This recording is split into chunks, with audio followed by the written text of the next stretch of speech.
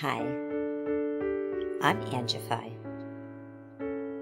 I started Angified Presents. We share the love of music.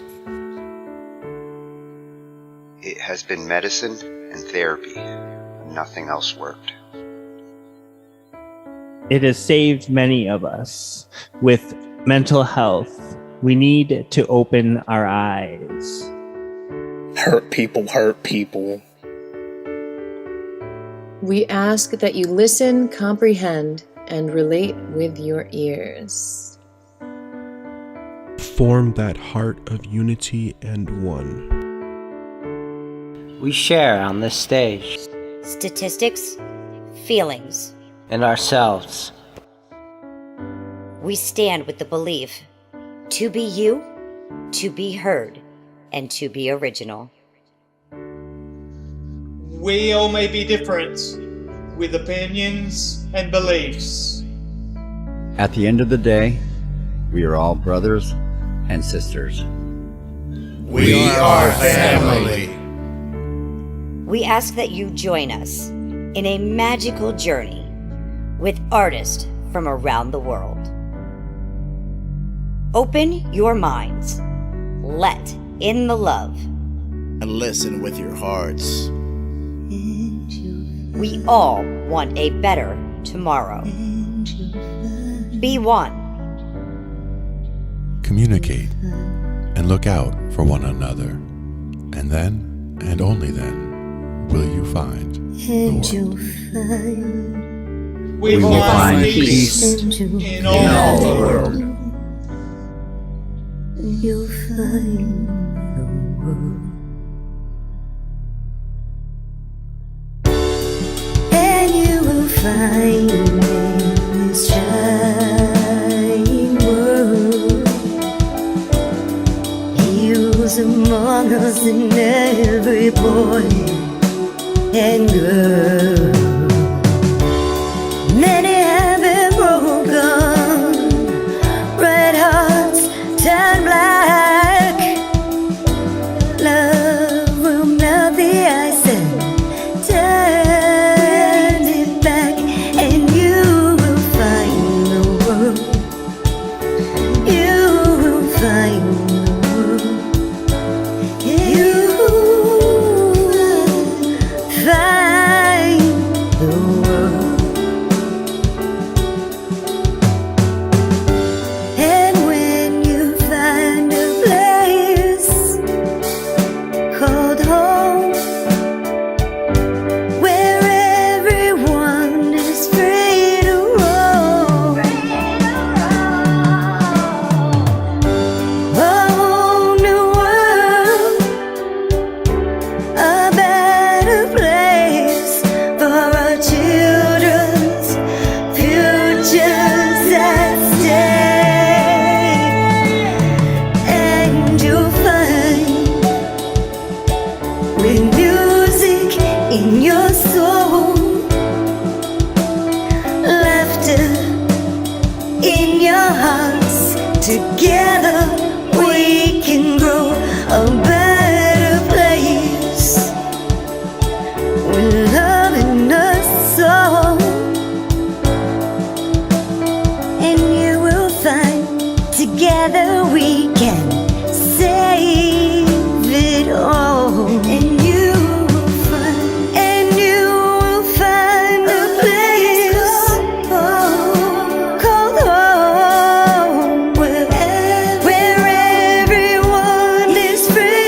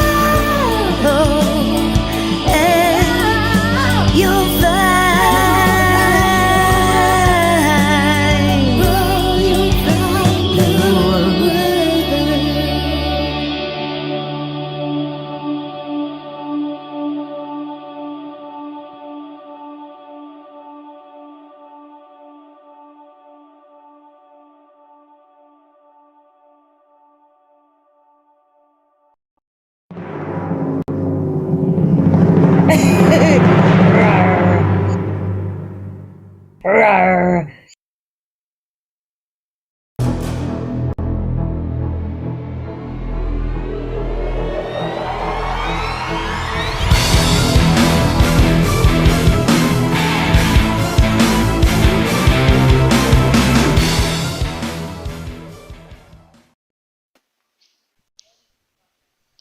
Hello everyone and welcome to Chaos Magic. Tonight we have a small group of poets, but quality over quantity. I'm excited to have John Michael as our host, and I'm KataLyst, the co-host. Thank you. So just keep it cool, I think everybody in here knows the rules, they know what to do. Be awesome, be beautiful, be love. So first up on deck we have Richard Spisak. Come on, Richard, bless us with some words. Thank you so very much. Always a pleasure to be with this fine cast of poets. To hear a poet's truth is a beautiful thing. For my share piece tonight, I have a bit of poetry from a wonderful, humorous poet named Dorothy Parker. Maybe some of you know her work.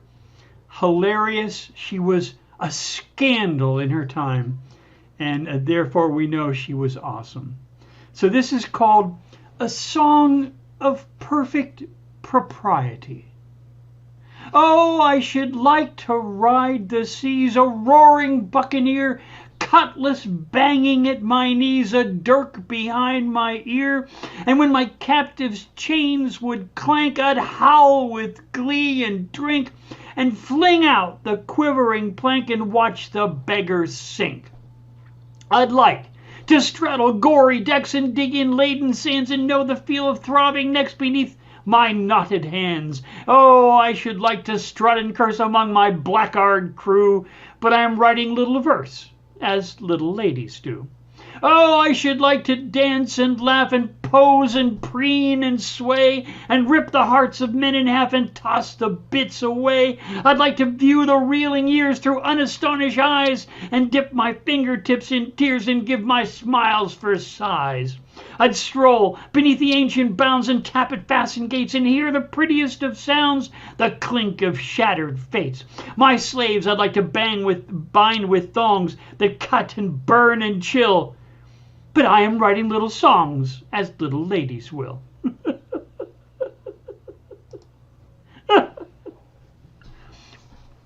Bravo, Dorothy Parker.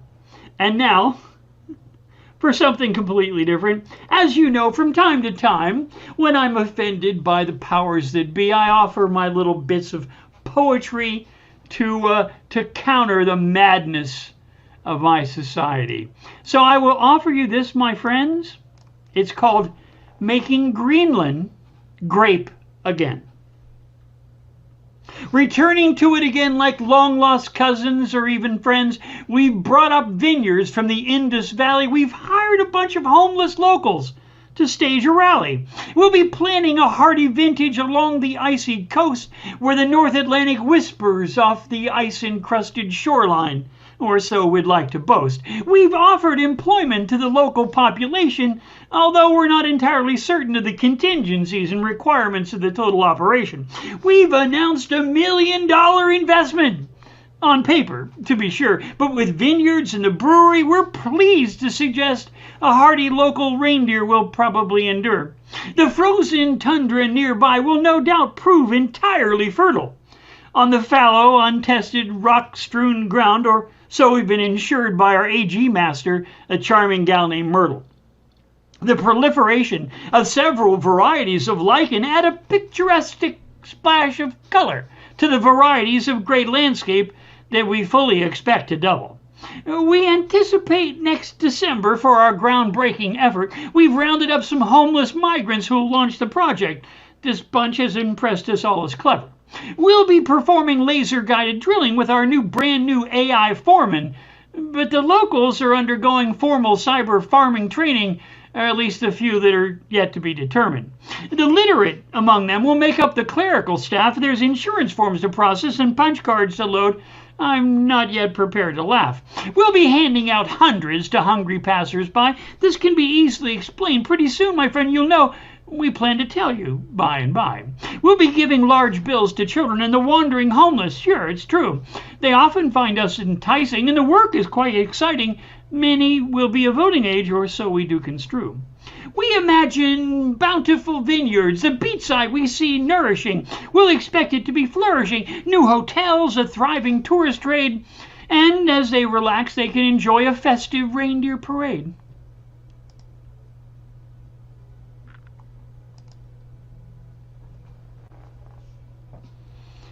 Amazing as always, Richard.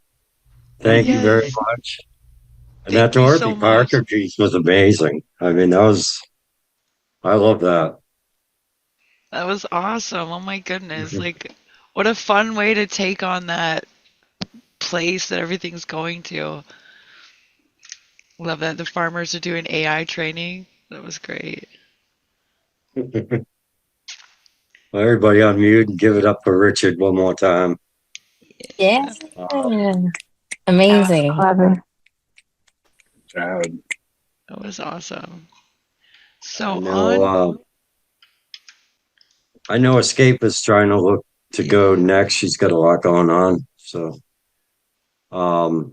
Deep, if you don't mind waiting a second. And we'll bring up the one and only Escape artist. Yeah, we're good. Thank you very much. I appreciate it. I'm going to try to be in and out. Have a little window. We'll see. This is new. I'm actually still working on it. I'm not done. I just want to, it's a little rough, so I want to do it so I can clean it up. Here we go. No one knows it's a Holocaust because no one's in the oven, but our brains are definitely in concentration camps. It's the war of distraction, the battle of our attention. The threat of being bored has us lusting over the pacifier. It's a genocide of the mind. The machine is sick, deathly ill and pus-filled. It will not stop until it's killed all it can kill. And they are coming for our children. We send our babies to school to get educated. Schools are good at schooling, not educating. They teach children to ignore curiosity and obey authority. The difference is obedience versus creativity. It's a glorified assembly line at best, producing putty out of people, or softcore prison. The only difference between a school uniform and a prison uniform is the color orange. The girl drawing portals in her notebook has to stop at the sound of a bell to change cells, where she is reminded humans and monkeys derive from a common ancestor. The machine, be it gun or government, thirsting for blood, will find its way into the classroom to both give and clip wings. Perhaps the only thing children will learn is how fast bullets turn caskets, making memories out of babies. Classrooms mold minds into cattle, how they are graded the same. We tell our babies to think outside the box while trapping them in one almost 10 hours a day. Though they do their bid with their friends and go home, it's their minds that stay caged, the matter that turns gray, the brain connections fray. There is no room for individuality in the system. Divergent minds are a threat to the machine. They don't want open minds or free thinkers. They want sheep, employees. They want prisoners for labor and bodies to die overseas.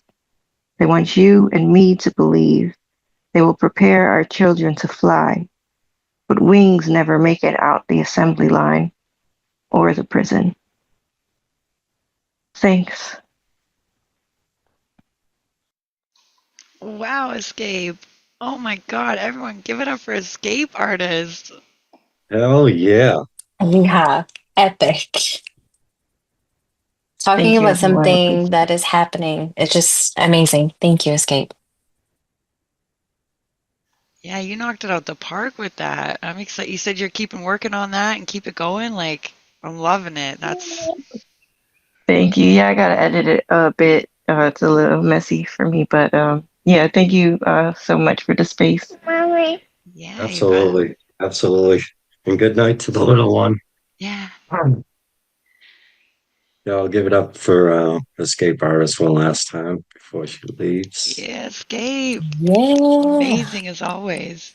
Thanks. I'll still be in the audience. My little one wants to say goodnight. Go ahead, say goodnight. Good night. All right. Bye. Good Good night. night. Good night. The youngest poet ever on Chaos Magic. That was priceless. It's beautiful. All right. Well, on deck, we have the one and only KataLyst. But up next, we'll give it up for Deep Thought, the lyricist. Yeah. Hey.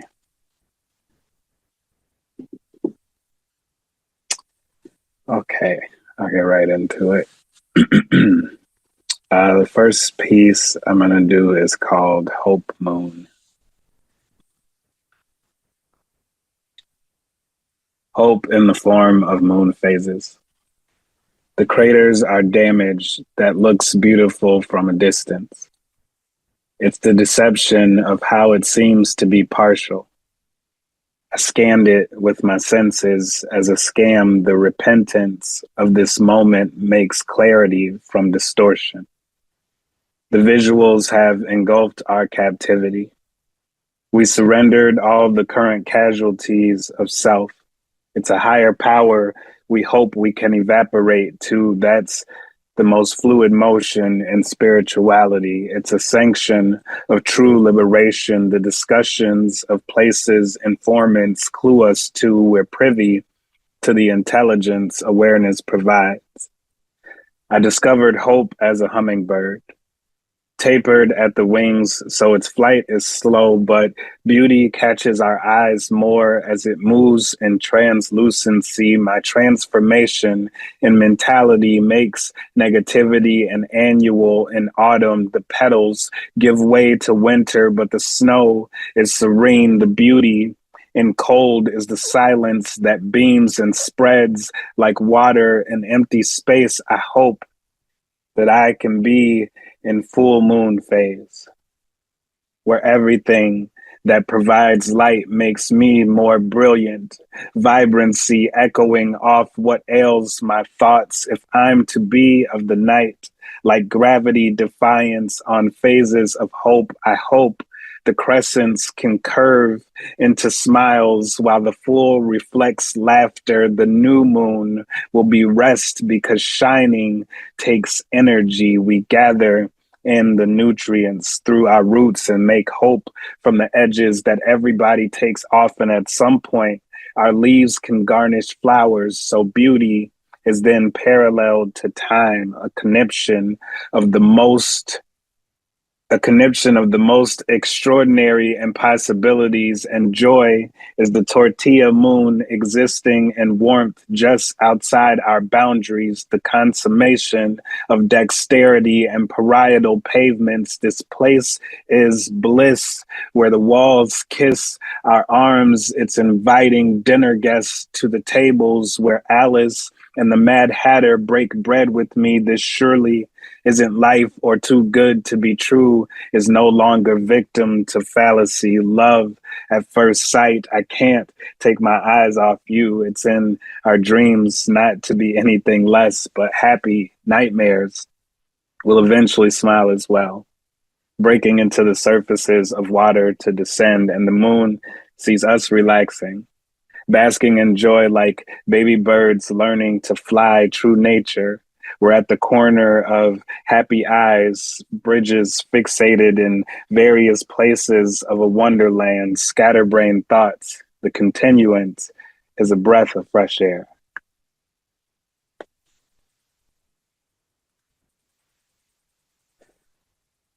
Okay.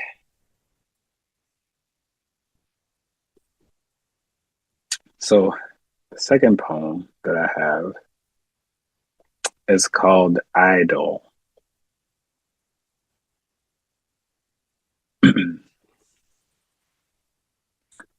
The abstraction of parallels from your eyes to mine shares handshakes with souls sold in the soles of our footsteps, the way we dance around topics, and I could have stopped it. But the impact is like thoughtful transitions into bleak realities that sees me kneeling at your center, and we defied the way life is supposed to count us into it like age milestones. I had my age in miles toned to the direction that has me flexing muscles of emasculation. If I can just crank the tune up on my testosterone, it'll fix all my problems, prone to levitate and watch over everything like drones, but I'm in control. Like the wires could depict if you choose the blue one.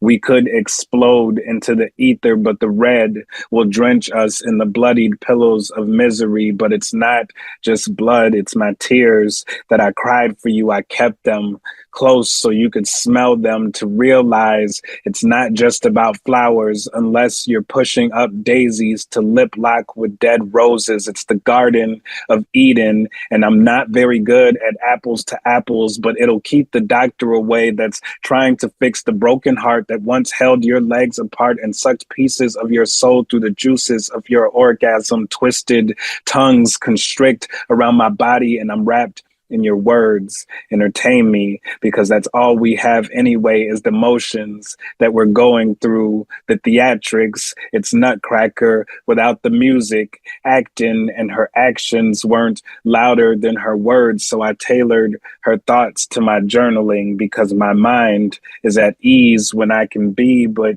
she's what she's thinking of when her eyes roll backwards to envision me injecting cream pies of toxicity. She's stuck with my DNA all up in her. She can't do anything without taking a part of me with her, but she's not a part of me, because my every word is repellent to keep her at a distance, or death is imminent, and dying in somebody's arms is different if you're also their victim. Let's beat this relationship to death like we do each other. Be my corpse bride, because if I can't have you, nobody will. While you're at it, write one, because at this rate, we are bound to hit that wall, going at the speed of fate, rebound by the promises we made to stay together no matter what. So I feel the flesh on your body tearing within our embraces. She said she could taste my heart ripping out my chest. I could hear her mind, but couldn't speak her language. So this form of communication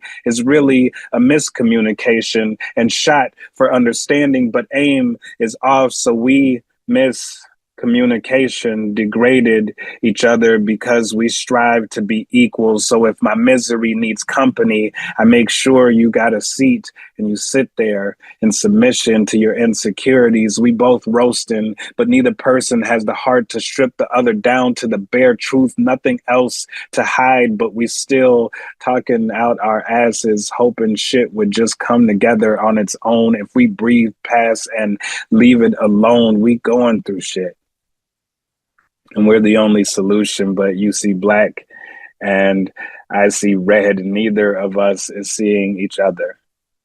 And we choose to stay here because after so much fighting for something, we want to reap the benefits, even if it's at the reaper's benefit.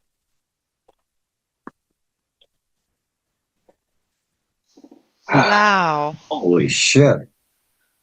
For real. I know why they call you Deep Thoughts. That was incredible. Holy shit. I gotta go clean my brain off the ceiling. It blew my mind like 10 times. Everyone, give it up for Deep Thoughts. Oh my god. Holy.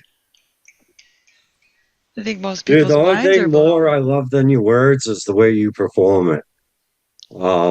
You are an amazing performer, and I hope I get the chance to see you live in person at some point, because the way you, especially during like your online features, I mean, when you have the lights blinking behind you and you're really going at it, I mean, it's just it captures anybody and just draws you right into this dream state of pictures. Like you can actually see everything that's coming out of your mouth, and You're an absolute amazing poet, and it's an honor to know you and to call you friend. So thank you for being you and for what you keep doing for the Freudian community over there at LBJC. We appreciate you. For sure. And thank you guys for hosting this space, because, you know, it gives hosts like me a place to go to. Share my poetry. I can write too, guys. So many lines I wanted to quote, but they were just one after another. I'm like, you know what? Like, just fire emoji. Like, that's all I can get out. I'm excited for Friday to see you featured. Like, oh my God, it's going to be amazing. Oh, yeah. Yeah, this one was, I haven't done that second one in a while, so honestly, I forgot what was all in there, but holy moly. All right. I like that. It's powerful. It went in for sure. All right. Thank you. I'll get out of the way now. Absolutely. Everybody unmute and give it up a deep thought. Yeah. That's fire. Oh my God. Love it. All right. On deck, we have Nadia. But up next, we have the beautiful co-host, beautiful artist and poet, the one and only Miss KataLyst. Hi, everyone. So I have a nice short one that I wrote in 4 minutes and 20 seconds while I was on Angified, and the prompt was shipwrecked. So I came up with a slow poem. We float on along the course waves lick our vessels and wrestle us to dawn's light. To those who triumph the sea, trumpets bleat for thee.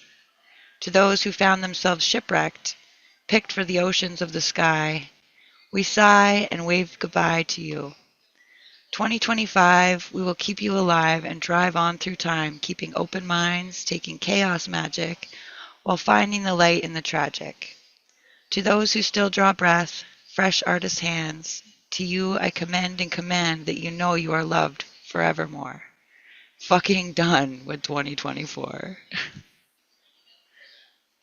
So that was that one. And then I would like to cover my past self, if that's a thing. I'll make it a thing. Either that or you could call it like reading a really old poem. Your decision. Maybe.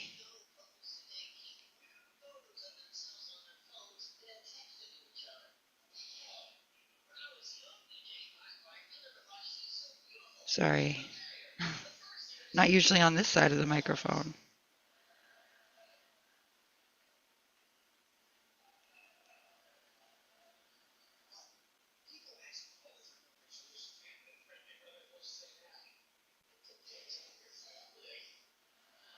Okay, here it is. September 2nd, 22nd.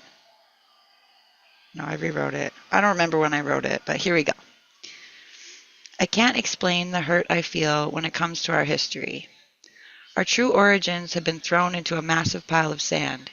It pains me to know that, as an intelligent creature capable of conscious thought, knowing and feeling an internal life inside of me, that my own kind has tirelessly buried and manipulated the truth.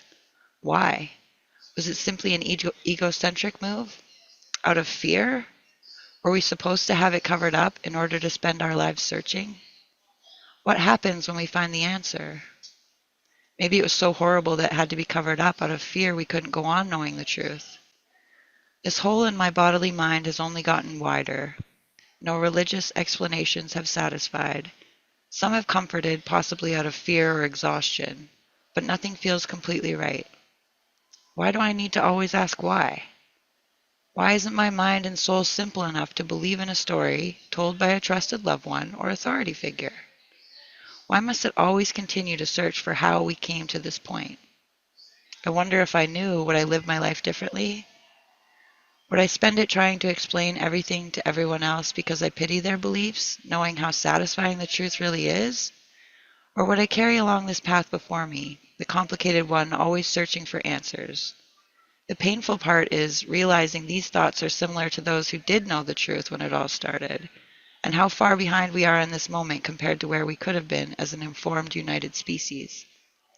How do we find the answers, the truth? Without some sort of belief, even the truth would be an illusion to us. So where do we draw the line and know what to trust? Is it the internal pull feeling of intuition? If so, then why do so many feel it for the lies and stories? Are they just ignorant or blind? Why don't they feel what I feel? Would they have the knowledge and intuition that I share had they grown in a different environment? Or are they simply not strong enough, and if so, how could I give them strength? The chances of me being somehow above or chosen are extremely unlikely. My soul and intuition tell me every living thing has the right to life and a feeling of fulfillment unconditionally. So where does that come from? And why isn't it so solidly imprinted into others the same? How could this have all possibly happened so casually? I know we are capable of amazing things, so completely fabricating a reality for the masses to follow isn't underestimatable. But why cut such a large cloth to cover all of our eyes with? Of the humans I've learned of and witnessed, I know for a fact that influence is beyond important. When we are young, we start as a blank canvas. Every experience adds another color, line, or detail that will become the painting that is you.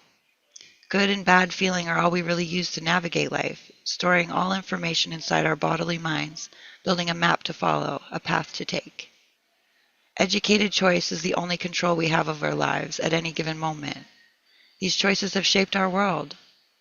I have been alive and aware for a very brief moment in history, and my experience hollows me as much as it fills me.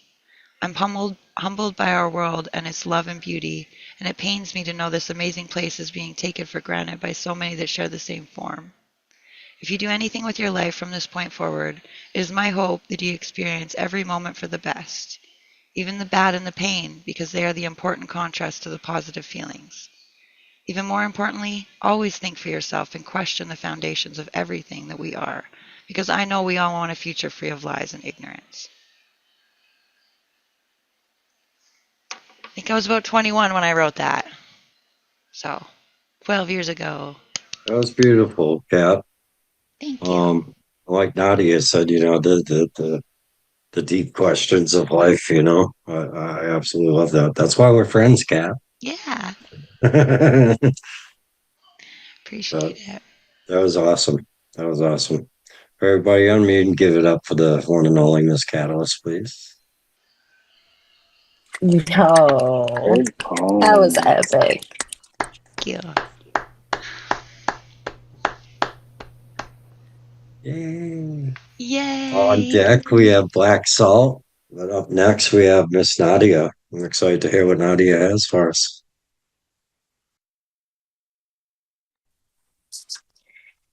Thank you. I'm going to be doing a cover. I'm going to read a song like a poem. And it's a really beautiful song. It's kind of, I don't know if it's modern. It kind of gave me a gospel vibe, but I don't know. It spoke to my heart and soul today. So I really want to share it. It's called Where Do I Fit In? By Justin Bieber, Tori Kelly, Chandler Moore, and Judah Smith. When the day is over and those thoughts set in, and that's when I start to wonder, where do I fit in? But then you remind me that you're holding me tight. You say the past is behind me and it'll be all right. And you say to me, it'll be all right. When I'm all alone and fear is all I see, sitting in the silence with these insecurities, it's then you remind me you're holding me tight. And you love me completely. You're always by my side. And you say to me, it'll be all right. I know you're not a God out there hiding on mountains. Oh no. You come right where I am, lost my way, but you found me. Like the rain in the dark on my ugliest days. You say that you'll always love me just the same. And then you remind me that you're holding me tight. You said the past is behind me and it'll be all right. Uh-oh. And you say to me, it'll be all right. Gonna be all right. Gonna be all right. It will be all right. I hear those words over and over. It'll be all right. Go to sleep, my child. It'll be all right. Sleep soundly, my child. It'll be all right. I'm right here, my child. It'll be all right. I won't go anywhere. It'll be all right. You're in the palm of my hand. It'll be all right. My arms are wrapped around you. It'll be all right. While you sleep, I watch over you. It'll be all right. I'll take care of your loved ones. It'll be all right. Your future's in my hands. It'll be all right. Your past is forgiven. It'll be all right. Your future is secure. It'll be all right. I forgive you. It'll be all right. I'm your friend that's closer than a brother. It will be all right. Sleep now, for when the morning comes, my mercies will be new. It'll be all right. Hallelujah. That's the end of the song. And yeah, I wrote this poem today. I've been having trying to advocate for my spouse through this healing journey from an injury. And, sometimes you feel like things are out of your control and you can go into a victim mentality. So this is what I wrote. I call it Broken Record of Blame. Victim mentality, a broken record spinning on repeat, the needle stuck in grooves of blame, a soundtrack of powerless refrains, each cycle deepening the cracks. It's an illusion, a foggy lens of oppression, built by external circumstances, events, energies, a shifting tide of blame that drowns the self in its own meekness. Avoidance, a refusal to see the mirror, to acknowledge the hand holding the brush, painting the same patterns over and over again, avoiding responsibility, feeding the flames of stagnation, instead of seeking the water of solutions. Victim mentality, it grows roots in past trauma, fertilized by unresolved pain, a garden of maladaptive behaviors where the weeds of helplessness choke the blooms of accountability. It whispers, life happens to you. You are powerless. And so, confidence withers, perspective narrows, and the world becomes a reflection of blame and resentment. Helplessness breeds restlessness. Each day, a step deeper into quicksand. Blame becomes a wall, blocking growth, rejecting risks, keeping the self locked in cycles of negative reflections. Victim mentality. It is a thief. It steals emotional energy, depletes the body, leaves stress and anxiety in its wake, shadows that morph into depression. It narrows the mind's eye, focusing only on the negative. A mirror cracked, showing nothing but distortions. It limits the ability to see solutions, to learn from failures, to embrace challenges as stepping stones toward growth. Problems magnify, strengths diminish, possibilities collapse into fragments too small to hold. Dependency. Validation becomes currency, a temporary high where self-worth is tied to being seen as a victim. It creates a cycle of need, a tether to sympathy, a demand for others to carry the weight of wounds left unhealed. Relationships buckle under the strain. One-sided dynamics, burdens projected outward, responsibility for healing shifted to others. Support becomes expectation. Expectation breeds resentment, and connections fracture under the pressure. Victim mentality. It inhibits empathy. Pain eclipses the struggles of others, dismissing their stories, prioritizing one's own sorrow. Opportunities for connection go unnoticed. Lost in the shadows of perceived injustices, it prevents authentic bonds, blocks gratitude, and stifles collaboration. Mutual respect fades as the victim's narrative drowns out the voices around them. But the cycle can be broken. Recognizing patterns, Blame, helplessness, the refusal to see the self's role. Shift focus inward to the one thing within control, the self. Choose reflection. See the cracks in the mirror not as flaws, but as places where the light can enter. Take responsibility for actions, choices, mistakes. Choose growth over stagnation, confidence over fear, gratitude over resentment. Rebuild the foundation, brick by brick, step by step. Free the self from dependency. Free others from the weight of your pain. And in that freedom, find the strength to change. Poem. I'm freaking out over here. It was so freaking on point. Like, Nadia, you're a powerhouse. Everyone, give it up for Nadia. What?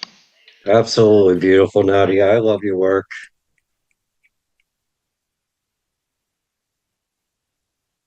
I love it too. It's very calming too. Like I forgot what I was doing for a moment here. I was like just kind of lost. That was a great experience.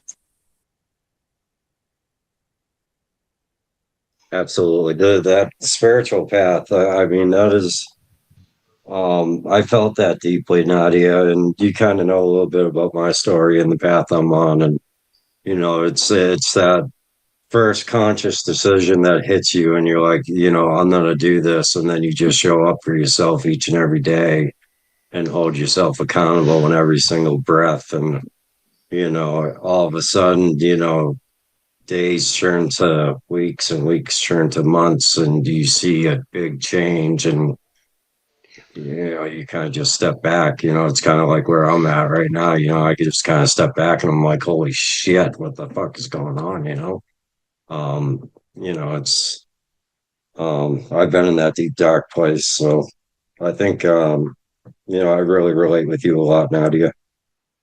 And I also thank you for your advice the other day too. Yes, thank you all so much for receiving my words and what I shared tonight. I am so grateful for each and every one of you. And we are of you as well. I'm sending that poem wherever it needs to go. Like, there's so many people that need to just hear that with your calming voice and be like, oh, so this is my fault, but it's also I could do better? Like, okay, I'll do it. You know what I mean? Like, I love it. Absolutely. Absolutely. On deck, we have Parquillian, but up next, we have Black Salt.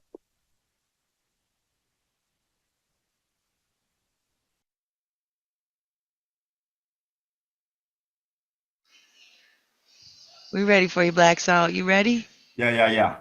Yeah. I see you vibing. So I'm glad the theme of Chaos Magic has brought a song to my attention. And if it weren't for the theme of Chaos Magic, I probably wouldn't think about covering this piece, the lyrics anyway. But I got two pieces. The first piece I'm going to share is a poem. Well, I'll need to use the share screen because I'm gonna share with you some of my art, my poetry with an atmosphere, you know, in the background to bring the whole thing together. And the second piece I'm going to share with you is going to be Between Angels and Insects by Papa Roach. And I will be covering the lyrics to that piece. I don't know if you're familiar with that. It's a pretty popular song. I'll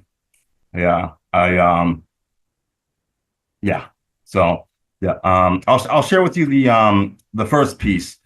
Planet X, that's what it's called, Planet X. So I'll need to use the share a screen feature for that. So it's should be able to. Yeah, okay, I see it. Share sound. Sure. Okay. So I put together a couple tracks. This is my public YouTube channel, same as my poetry alias. Black Salt WLF. There's, I don't know if you, well, this thing's kind of blocking the, oh wait, no, it's down here. Yeah, Planet X. It's kind of a dark ambient kind of theme, and I've got 3 tracks on there. I actually have Black Cat's Too Witchy to Function. If you're familiar with that, I got that on there. So I just kind of, it's an oldie. Well, it's not really old. It's pretty new, but I slipped that up in there.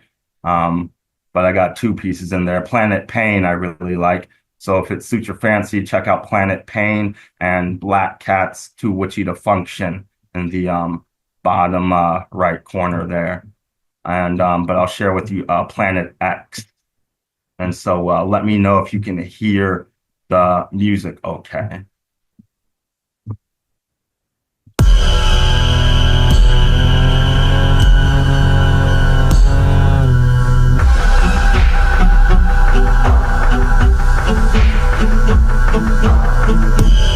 Remember when, remember why. This is all a lie. But there's rules to the lie, just like there's rules to live in. But I wasn't born here. I wasn't born in the city. I wasn't born in the suburbs. I wasn't born in the middle of nowhere, no. It gets worse. I'm from Planet X, where the only things real are fear and pain. Crucifix on my chest so I don't forget my real name. I'm not even ashamed that I can't relate to the human race.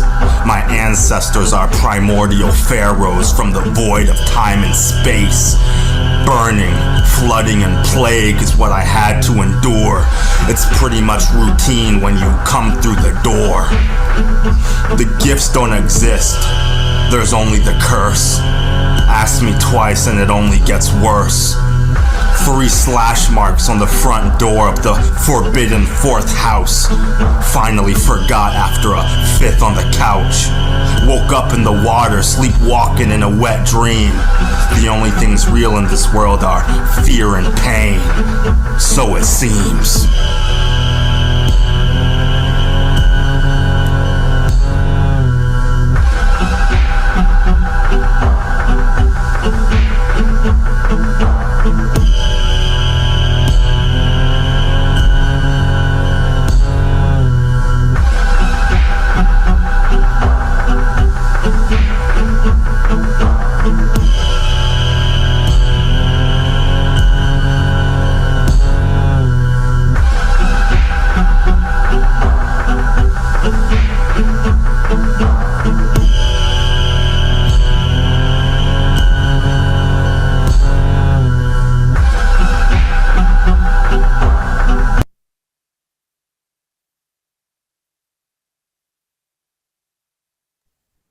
And so that is Planet X.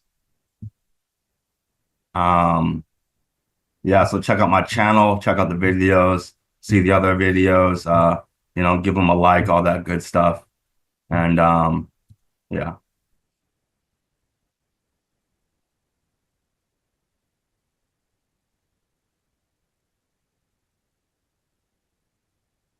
And so moving on to the second piece, Between Angels and Insects by Papa Roach. Here we go. There's no, can you hear me okay? Not too loud, not too quiet? Okay. There's no money, there's no possessions, only obsessions. I don't need that shit. Take my money, take my obsession. I just want to be heard, loud and clear on my words, coming from within, man, tell them what you heard. It's about a revolution in your heart and in your mind. You can find the conclusion, lifestyle and obsession. Diamond rings keep you locked up for a lifelong lesson. And your pocketbook stressing. You're a slave to the system, working jobs that you hate for that shit you don't need. It's too bad the world's just based on greed. Step back and see. Stop thinking about yourself. Stop thinking about There's no money, there's no possessions, only obsessions. I don't need that shit. Take my money, take my possessions, take my obsessions. I don't need that, 'cause everything is nothing, and emptiness isn't everything. This reality is really just a fucked up dream, with the flesh and the blood that you call your soul. Flip it inside out, it's a big black hole. Take your money, burn it up like an asteroid. Possessions that you're never gonna fill the void. Take it away, you learn the best lesson. The heart, the soul, the life, the passion. There's no money, there's no possessions, only obsessions. I don't need that shit. Take my money, take my possessions, take my obsessions. I don't need that shit. Money, possessions, obsessions. Present yourself, brush your clothes, comb your hair, and clock in. You just can't win, just can't win. The things you own you. Take my money, take my possessions, take my obsessions. I don't need that shit. And that is Between Angels and Insects by Papa Roach. I love that song. That's I don't know if you know anything about that. I love that song. But yeah, so that's what I got to share with you guys tonight. So yeah, I hope you guys enjoy it. Yeah. Absolutely. Everybody give it up for the one and only Black Salt. Yeah, definitely enjoyed that. I was vibing so hard, man. You keep that song going without a beat? Like, what? It was awesome.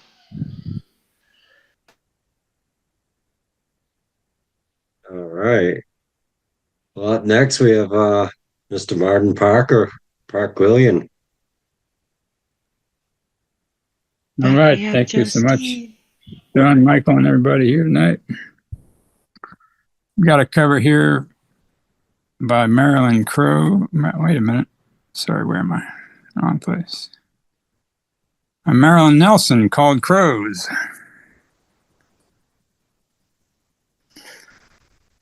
What if to taste and see, to notice things, to stand each is up against emptiness for a moment or an eternity, images collected in consciousness like a tree alone on the horizon is the main reason we're on the planet.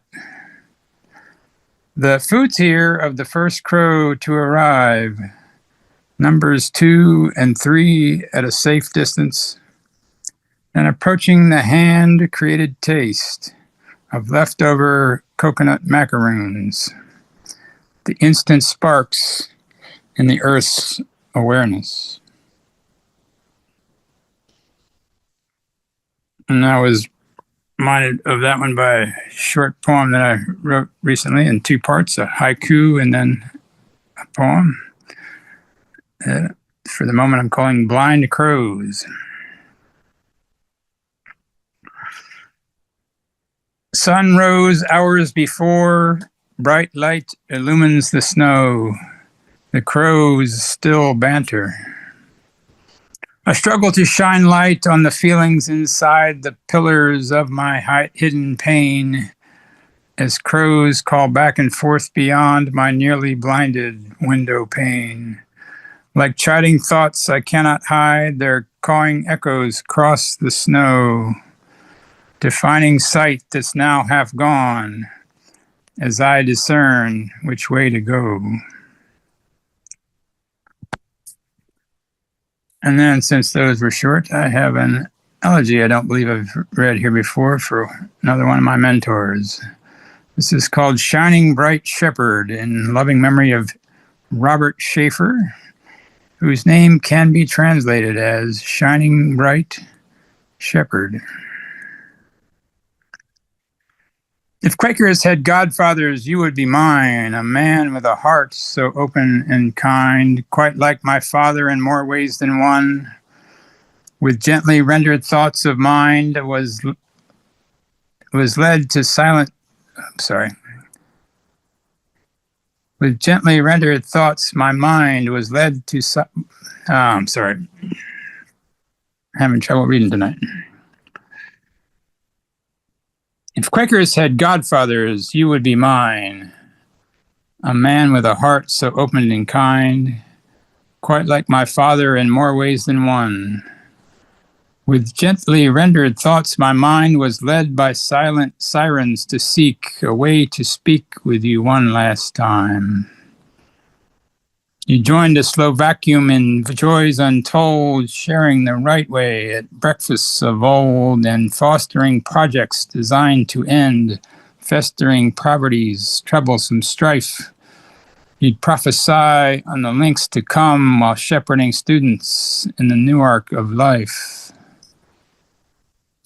You'd don your hat while leaving the dance, and after we found your room by chance, you'd walk us out to the roundabout, where lands were crossed by the innermost light that poured so brightly out of your soul, which ever shall shine through the day and the night. Thank you so much, everyone.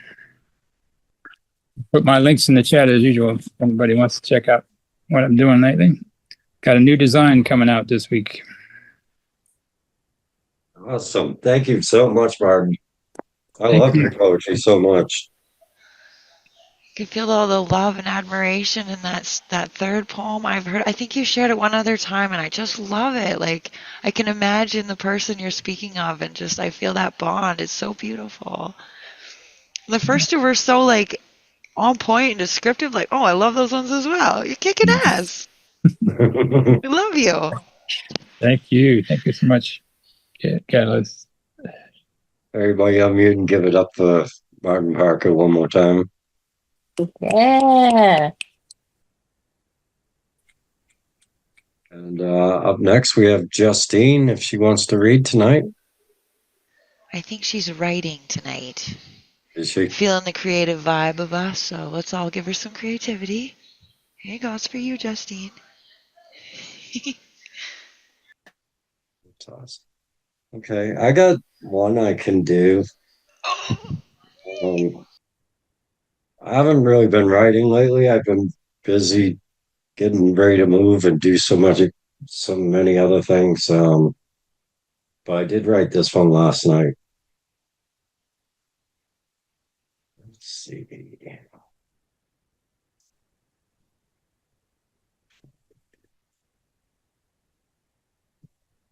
I did not walk in the midnight air to appeal to my own desires. I walked through that night for the sake of fate, love, unconditionally, the serendipity and balance of karma in another life. Letting go is the hardest thing. To free and be in secret promise, to let a whisper escape on the back of a butterfly in the dark of night. By the light of the stars I praise, blood on the thorn of a rose spilled into my eternity, the truest love of all.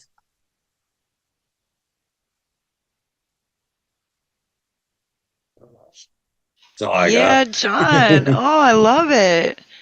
The amount of time that you have spent on other things, I mean, your words are always there. No matter when you come out, what you come out with, it's always amazing. Like, love it. Thank you. Everyone, give some love to John Michael for hosting tonight and being such an amazing poet. Thank you. Thank you.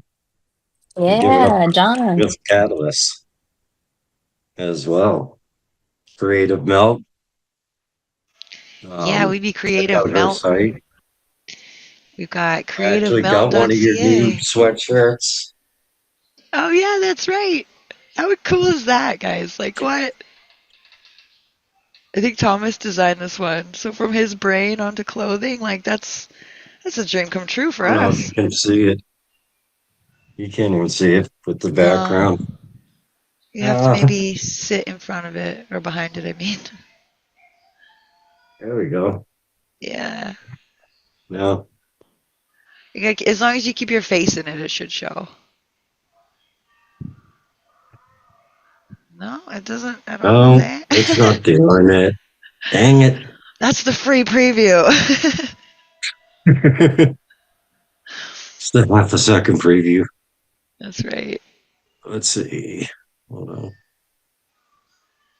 I can do. We should be getting a whole bunch more designs starting to pop out now There that we we have go. a home. Oh, that is so dope. I love it. Hell yeah. The sleeves are really cool too. Oh yeah. I love the spray cans in the pockets. That's cute. Yeah. I love it. Oh, it was like one of the very first designs we made. Then the I am poetry emotion on the back, you know. So dope. That's cool. It's sick. It came out really nice. Thank you. I love that font. I'll have to look for it. I don't know where that came from. It's all melty and stuff. I like it. I'm so So thankful get on for your over and support. check out Creative Melt and look at the merchandise. Yeah. Heck yeah.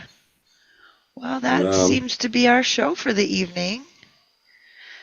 It's been wonderful making some magic out of the chaos that is life with you all. And we are looking forward to seeing you next week. And this Friday, Deep Thoughts is featuring. So, oh my God, please be there because, wow. Absolutely. That's going to be amazing. I'm looking forward to that one. Yeah, definitely. So I hope you all have a great rest of your evening, and we'll see you on Friday. All right. Thank Bye, you. everybody. Bye.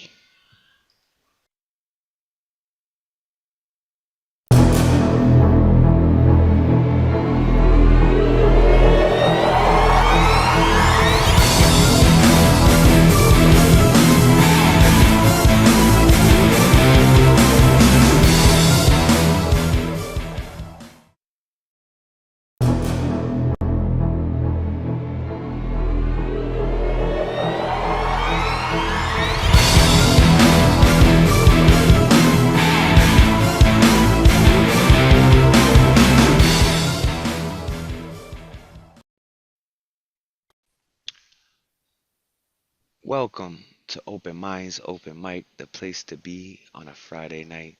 We have a very special delight for you in the form of a wonderful feature by Melissa, the exclusive. Really excited to hear from her. We also have a wonderful lineup of poets. We have, in fact, a poet from overseas who stayed up all night to be here, Laura Gravel.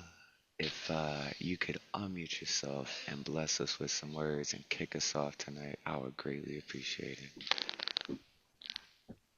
Thank you very much. I'm very excited to be here for the second time after quite a while.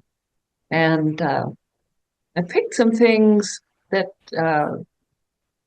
more nature-oriented short pieces that are cheerful because sometimes you just can't read sad pieces. So these are two sonnets, and I rarely write sonnets, but here they are. And the first is based on something that really happened, and it is, well, both are. This one is called she, the pronoun. The toad, as large as a child's dollhouse, appeared mother-willed near me one warm day, as I freed small trees from nettles and rose, wielding my sharp clippers wildly and gay. The silent toad crouched, judgment in her stillness, gray-brown in color and knobbed as with clay. Her musing stopped my work as would kindness. Then my feet picked me up, led me away. Tonight, from this bed, I hear her again. Before dawn leaves a cold white hovering, she hibernates out there, a living hymn. In the woods, in a burrow, eyes closing. Holding her ancient knowing close, she prays, a simple silence that makes the moon sway. The next sonnet is called Song of the Owl. As the heat crawled off, dragging its crooked tail, as the earth shook loose from the sweat-wet claws, I wild in the eve of blue dusk tales, I waited for the calm of night's good pause. As the forest's brow hid the nesting fowl, whose settling twitch and whir stitched night's own dress over nodding leaf and the sky's low bowl, I waited for the crowning sound that blessed. And there, as twilight bowed and hushed the moon, from direction of vale and burbling creek, came the coo and mew, the shimmering rune, floating from the curve of an owlish beak, coasting on the air, simple, profound, cresting as life's dream, an answer found. And then the third poem is called The Simple Days. Over the ragged spruce forests, the curving breasts of meadows, the bulbous granite outcrops, into the yellow-eyed mustard fields, drift the flakes of quiet, my love. And the sky is the color of clouds. There is silence underfoot. The air grows hazy as the roads close their veins on the journey up the mountain, my love. Each remaining year of our lives, each autumn turned on its back, each time to surrender will paint the scene white, my love. The details will dim, the snow cover pull over our bed as the simple days arrive with our acceptance, my love. Thank you very much. Laura, that was insanely beautiful. Like, oh my God. And I love the one about frogs. Frog is my spirit animal. That was so awesome. Absolutely beautiful writing, Laura. Thank you so much for sharing that. Thank you. Amazing. Please give it up for Laura. I thank you for starting this out with peaceful pieces, because I'm so unpeaceful. I feel like all my pieces are like, come here, let me grab you right quick. So I'm so glad you're peaceful. I love your tone.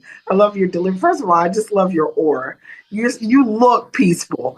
And so I thank you for bringing that. I thank you for that smile. I thank you for your one dimple. I'm a part of the One Dimple Club. And I absolutely enjoyed that. Thank you. Thank you very much. It was so lovely. It was like Saturday afternoon tea with friends. I mean, it was just lovely. You just want to wrap it around you and just revel in the words. It was so beautiful. And whisper, the frog was this, the toad was this big. I just was like, I froze. I need to go very slowly away in another direction and leave this nice toad alone. Right. Excellent. Oh, thank you so much for those pieces. And I noticed we have Timothy Proctor enter the room. Timothy, would you like to share with us tonight? Hey, how you guys doing? Here to support my good sister Melissa. And wow, that's awesome. Sure, I would love to share, if that's okay with you guys. Of course, I got you on the list, brother. Yeah, All right. excited to hear from you. All right, all right. And so, yeah, we'll keep this thing going. On deck, we have John Michael, the new host of our Monday Night Chaos Magic show.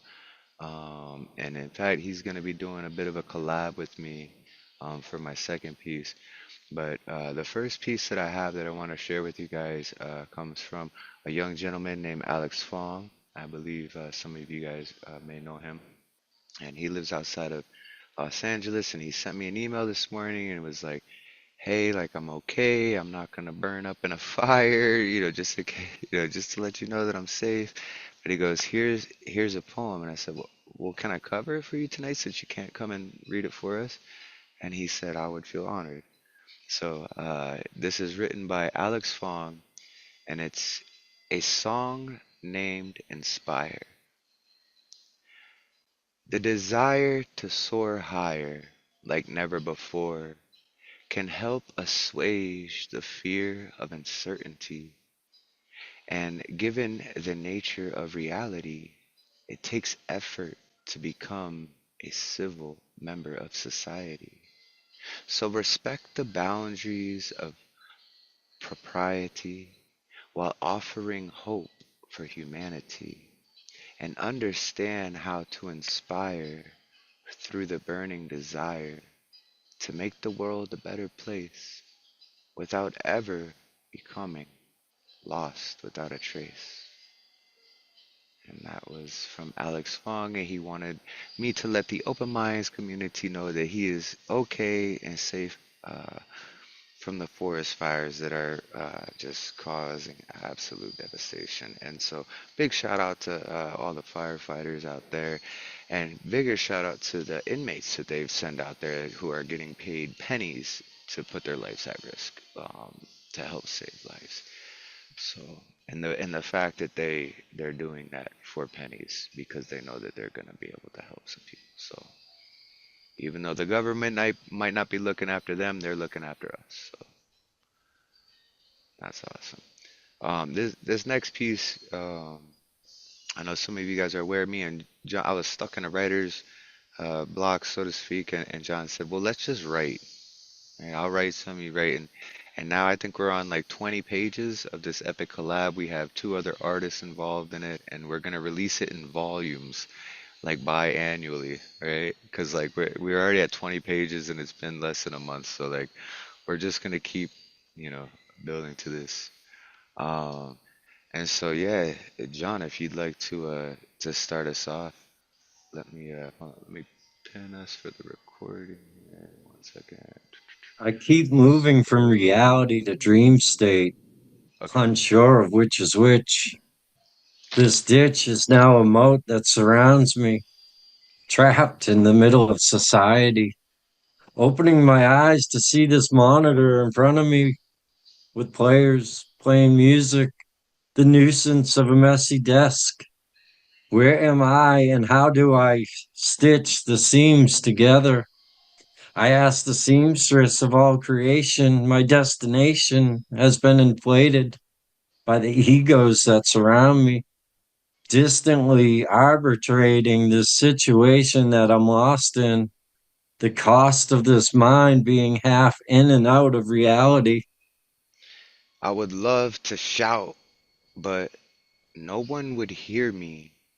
Clearly, life in a haze is foggy. See, this light penetrates deep into the shadows, but sleep happens with my eyes closed. So even when I try to see my dreams, they still seem to be slightly out of my reach. I can see the clocks are still mocking me, forcing me to move forward, just like the force of time. So I get in line. I find the trine within me, guiding thee, enlightening this control of actions that make the clock tick tock. For time is just a forfeit, a punishment to imprison me for eternity. See, you are the divine, the creator, the maker of your own reality. So make choices that empower everyone you'll ever meet. Keep a place in your heart for all the lost souls to be welcomed. Remember, when it comes down to it, we are all one. Fuck it, I'm on one. So let me get to it. I influenced 3 cool kids for nothing less than a high five. Take the time for yourself and breathe in slowly for at least 3 seconds to give your mind one place to be blessed within. 15 pages of an enraged witch's scribbles, a wizard within begins to cast a spell to dissolve all things evil, but then I awake again, and the clock is still 5 past the last time I cracked my eyes open, feeling like no one. Hoping this dopamine level reduces and soothes me back into this sleep. My eyes creep at the clock where these dreams start to lock me deep within this half-slept reality I'm in. My mind drifts in like the snow in a blizzard. The gizzards are calling and the yard is falling from the sky that is green. And this pavement is blue with the hue of warped visions that these seams are folding out, caught in this drought of sleep that I need so desperately.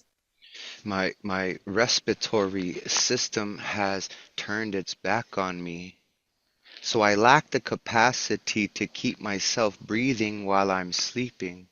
So I'm constantly caught in a state of dreams that rip me in and out of my reality. Did I die yet? Can I fly yet? Did I even actually try it? You just might. If I took the leap, we would just grow wings and soar above these harsh frequencies that frequently keep me seized from peace. I'm unevenly spread across these dimensions I reside in. Tied down by gravity, bearing the weight of this atmospheric pressure, nothing more or less of the stress, this reality flying on the broken wings of society, a variety of discontent and division, the seeds planted through the programming of your television, bondaged by the ropes of your governments to quarantine, not to be seen, distracting the distracted from the reaction of your manufactured hopes and dreams. These seams seem to be unstitching this fabric of eternity, unveiling the matrix, the maze in which you've been silenced. Imagine if science and spirituality combined forces to unveil the keys to prosperity for all to be in a state of positivity. Take your time, lean into these ideals. We are all one family. Can you feel it? Let's be real, if everyone helped out the next one, then no one would be left out. It's only right. We can eliminate the need for anything. But I guess this is a dream few are willing to reach for, so I explore different ways to create the same outcome. How come we love to hate and succumb to these fake leaders leading us through the pond scum? Sometimes I feel like I'm done. But see, it all starts with community. From the beginning of humankind, civilizations combined as one, each soul with their own purpose. Everyone has their place and chips in to share the burdens and benefits, celebrating each other's gifts. No race, just keeping a pace in the journey. The elders would speak words of wisdom from the visions and lessons, the blessings for each heart beats in peace love, and harmony, the essence of a family. Damned if I would ever be influencing inequality. Inevitably, we can all reach for the skies. You see, these lies they feed you and me are meant to create a divided humanity. Let's make a plan to be the best we can dream. Fuck the system and believe in these times of we. Think for ourselves and let this planet see a new breed of people who demand to bring light to the evil. And like Knievel, I'm jumping canyons, leaps and bounds, astound to the fact that I found my back and I have it every damn day. Showing up in every moment, for this time I'm here to stay. Tired of the damn talk, stand tall, I walk and I'm getting it done. Stunned. Shit, I've just begun. So welcome, one and all, to this something that someone has made for y'all.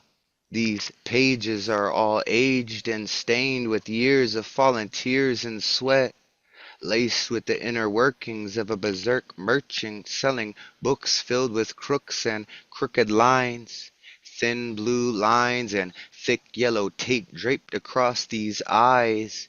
The mistakes are so thick we are all standing in the skies while they stand in disguised.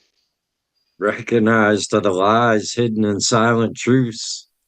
A couth made of vowels that turn my bowels inside out.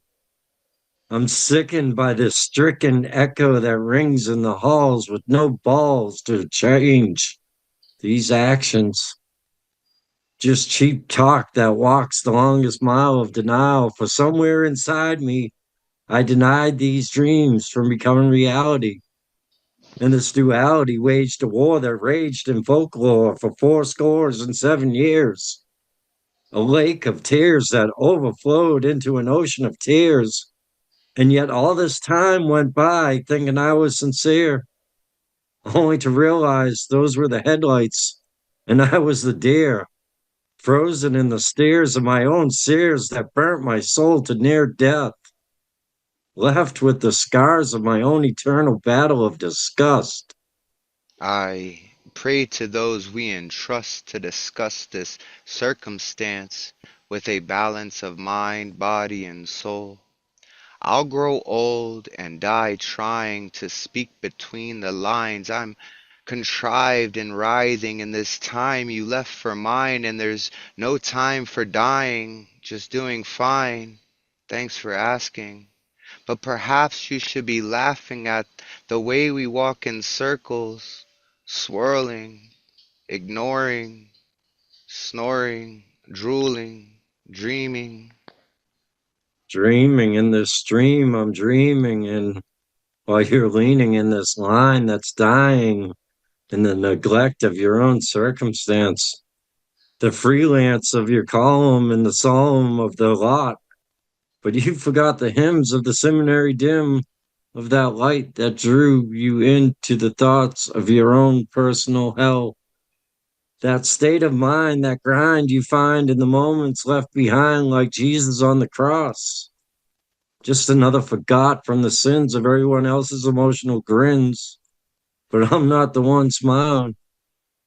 Just dialing the number you gave me, engraved me with another lie, and still I try to move on, but I'm trapped within the thoughts that drown me at the bottom of this bottle.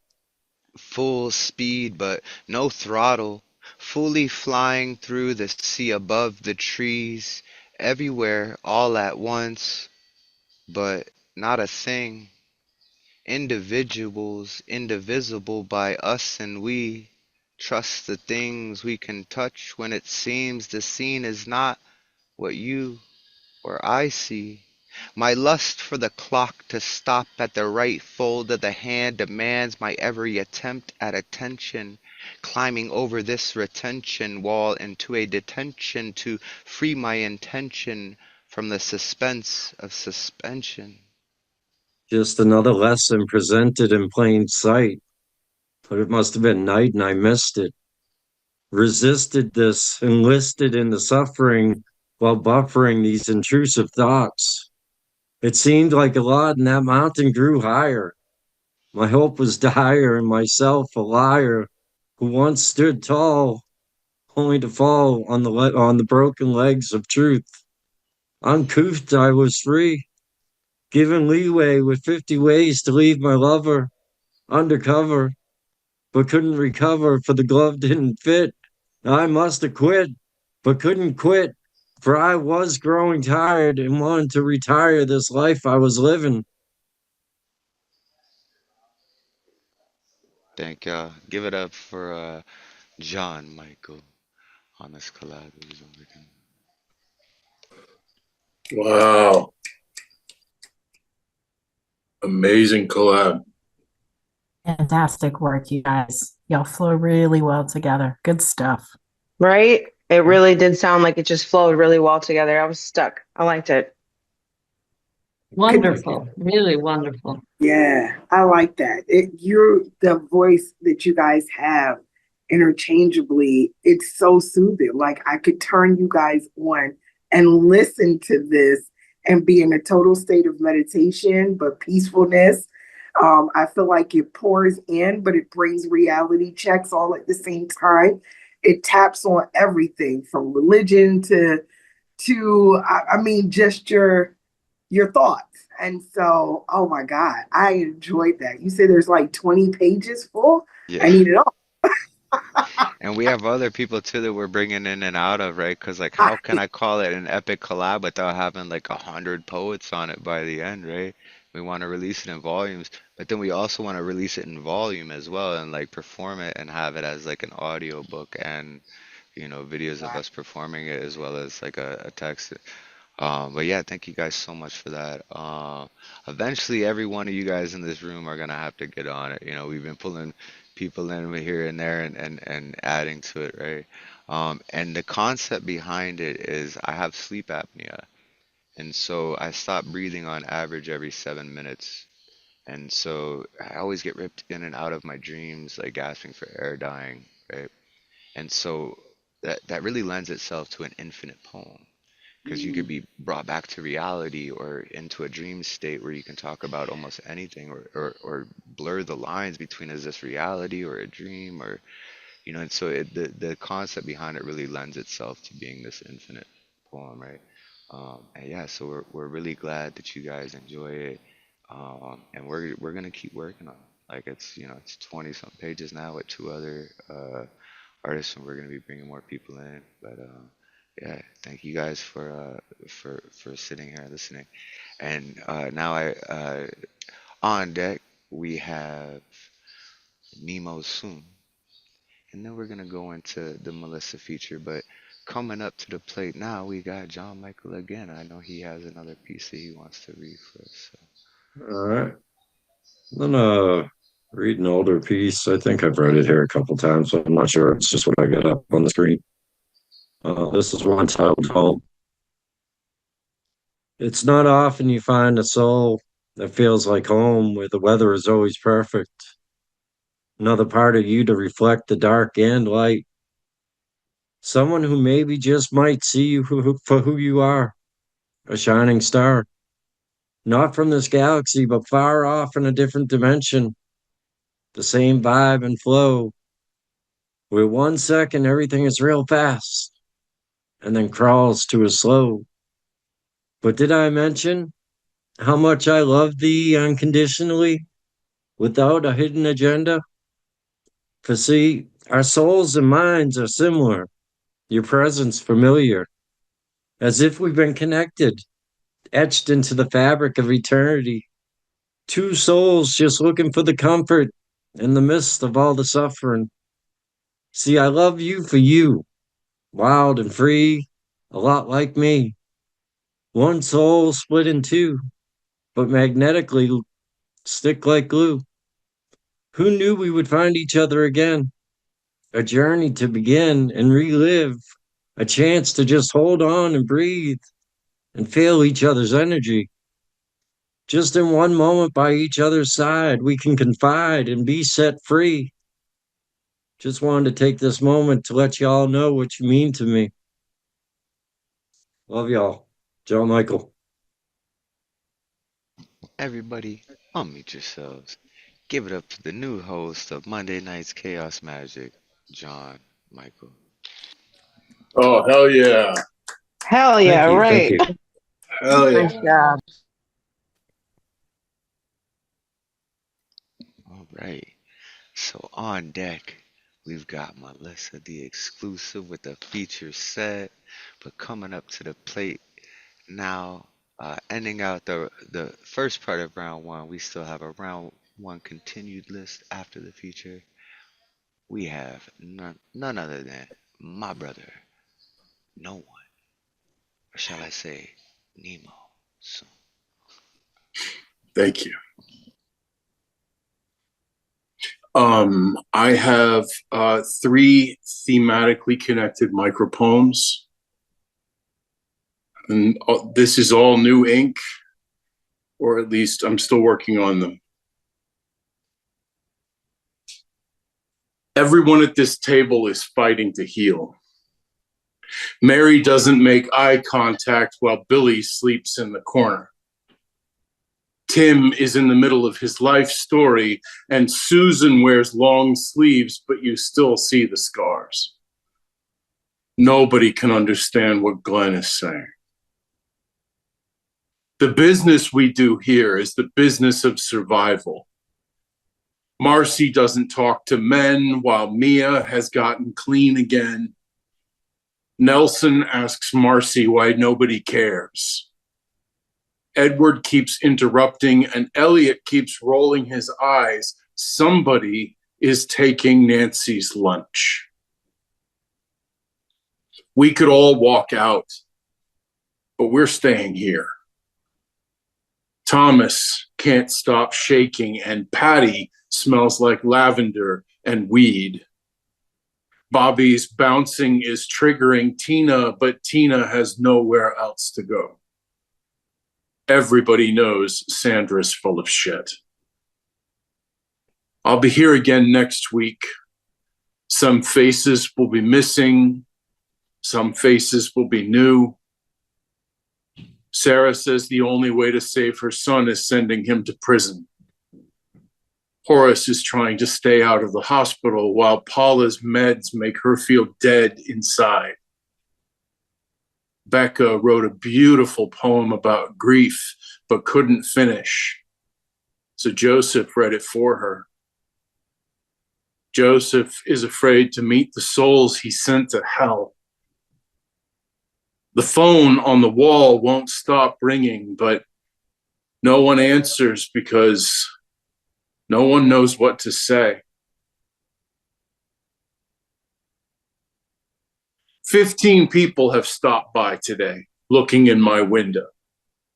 I've gotten 5 offers of advice, 4 condemnations, 3 reasons I'm doing it wrong, 2 come-on sailors, and 1 woman with a mean look tapping on the glass to remind me she's out there alone. 1 more time will be 2 times too many. I've got more than 3 sides to my story. 4 riders over my shoulder, these 5 fingers still clutch this microphone. I am more than 15 sets of eyes can see. Thank you for stopping by. Please, come again. Sad King John would like to say hello. Or Sad King John would like to confess. Or Sad King John would like you to know that he saw it, but couldn't stop it. Or Sad King John would like to show you the fragments and tell you which elbow did the bumping and offer to pay generously for the damages. Sad King John would like to explain how he messed it up. Or Sad King John would like to apologize for how few lines he's written and how often he speaks them and how bored you all must be. Or Sad King John would like to smash it all to bits. Sad King John knows why they left. Sad King John would like to stop being so loud, or maybe he's too quiet, or Sad King John would like to stop saying stupid stuff when he was trying to be nice. What does nice mean anyways? Or Sad King John would like to sing, but he doesn't. Sad King John would like to watch the city lights blink and hear the hum of the cars passing by and be still. Or Sad King John would just like to say goodnight. Thank you. Thank you. Everybody, give it up for Nemo soon. Absolutely amazing, Nemo, as always. Great work. Yes, new ink. Now, what made you collectively put those together? Like, what was the bridge or the inspiration of the bridge? Well, a lot of it's interconnected because a lot of it's what I've been writing recently. Sorry, I'm tongue twisting myself. And, you know, actually, that's a really good question. Oftentimes I know which ones fit together, but I don't always know exactly what the theme is. I just know that those are the 3 poems that I need to read right now. Mm-hmm. So, yeah, I guess if I'm being honest, that's really what it was tonight. Is those were the 3 things I really needed to read right now. And that's what I always find so interesting when you put together these micro poems into micro triptychs, because I've heard sometimes several of these poems, but then when you arrange them in certain orders, it's almost like a flash photo of what you're going through emotionally at the time that you chose to put those pieces together. So I always find that interesting to see which ones you choose that'll fit into place. So yeah, man. Just, once again, Nemo soon, everybody. All right. Now, on deck and round 1 continued. We have Douglas Kala if he comes back. If not, Whisper Poet will be going.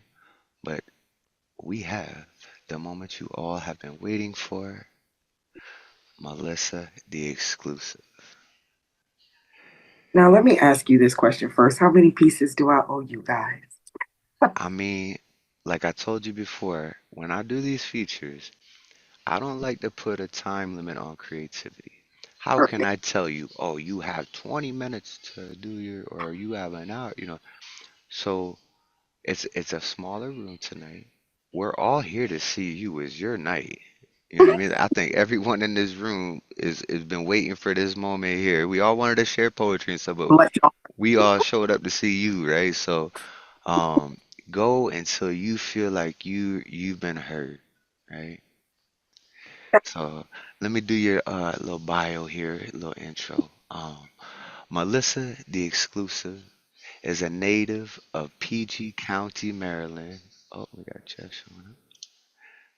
We have another person. See, this is why I like to wait. Remember what I was telling you about waiting for their feed? Because we've had like 4 or 5 other people now pop in just in time to hear the feature.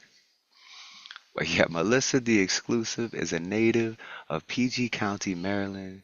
She has been writing poetry since she was in middle school, but has recently started sharing her work on various social media platforms such as YouTube, Instagram, TikTok, Clubhouse, etc., etc., etc. She has performed for such artists as Dr. Dre of Yo MTV Raps, Omar Gooding, and O Solo, to name a few. She has also traveled to be featured off the virtual screen in Texas, Tennessee, Virginia, Pennsylvania, and Maryland. You can catch a bit of her personality and unique style on live streams and replays where she currently co-hosts and co-creates or co-curates Jack of All Talks, Penning New Paths, and the Great Lyricist Only podcast.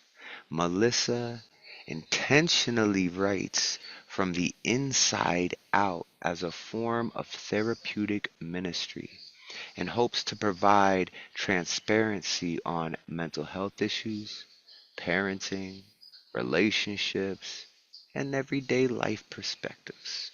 She describes herself as a sapiosexual foodie, loving to laugh and eager to lend her time, talent, and energy to anywhere that promotes growth, awareness, and the opportunity to mentor others. I think she found a spot for that. Without further ado, before you get to speak, everybody unmute yourselves real quick and give it up for tonight's feature, Melissa, the exclusive. Let's go, Melissa. Yeah. Go poet. No pressure. I appreciate you guys. I'm a nervous wreck, and I don't even know why. And I'm gonna say to you what I say to everybody else. I kind of get in and get out the way because I'm a fan of this art, and so I love to watch just as much as I like to move along. So let's start with an introduction. Self-control.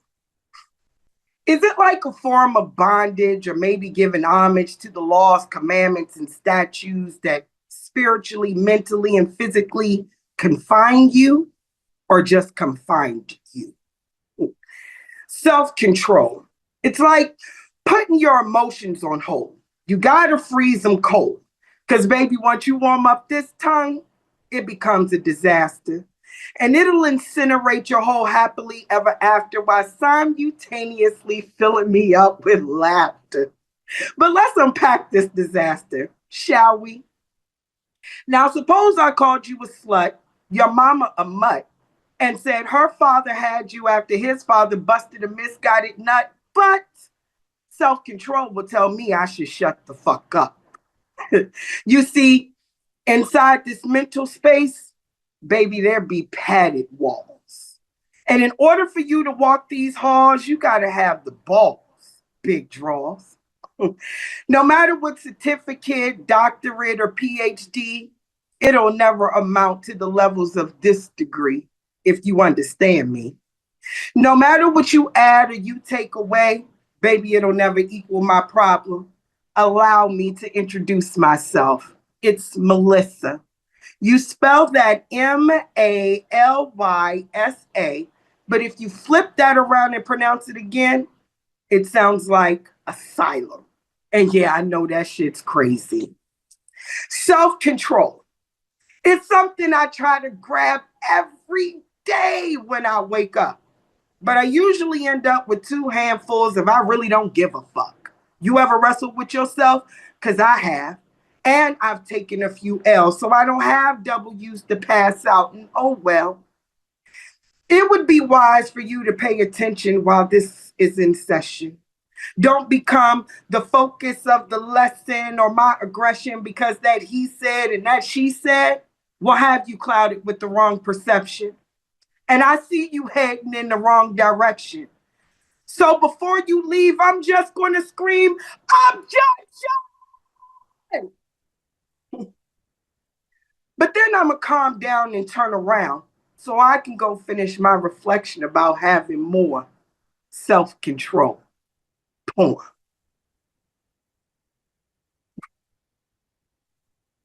Yo, you got me with Okay, that whole okay, let's go. asylum Let's go now. bit. Let's I go didn't now. even realize Control. that until you said it. Yo, what? Like, hey, what? Oh,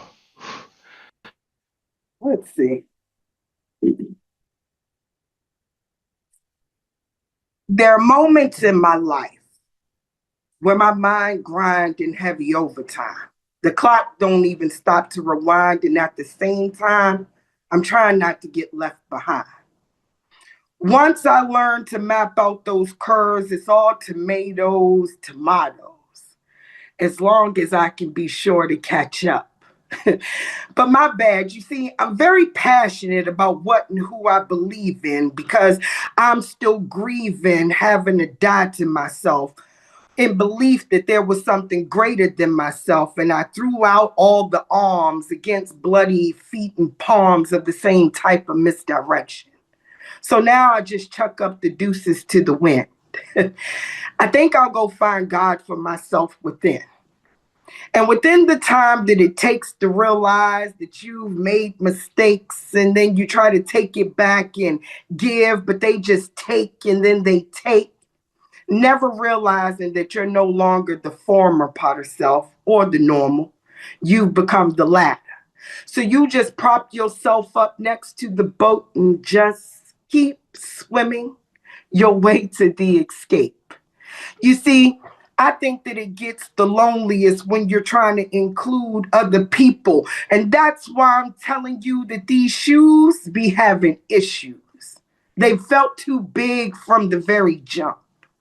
So even when I try to connect those tear-filled, sorrow-soaked tissues, it never keeps my throat, my feet, or my hands from balling up. You see, what I'm trying to tell you is that my mind grinds in heavy overtime and the clock never stops to rewind, but at the same time, I'm trying not to get left behind. And once I learn to map out all those curves, it's pretty much tomatoes, as long as I can make sure that I catch up. Poem.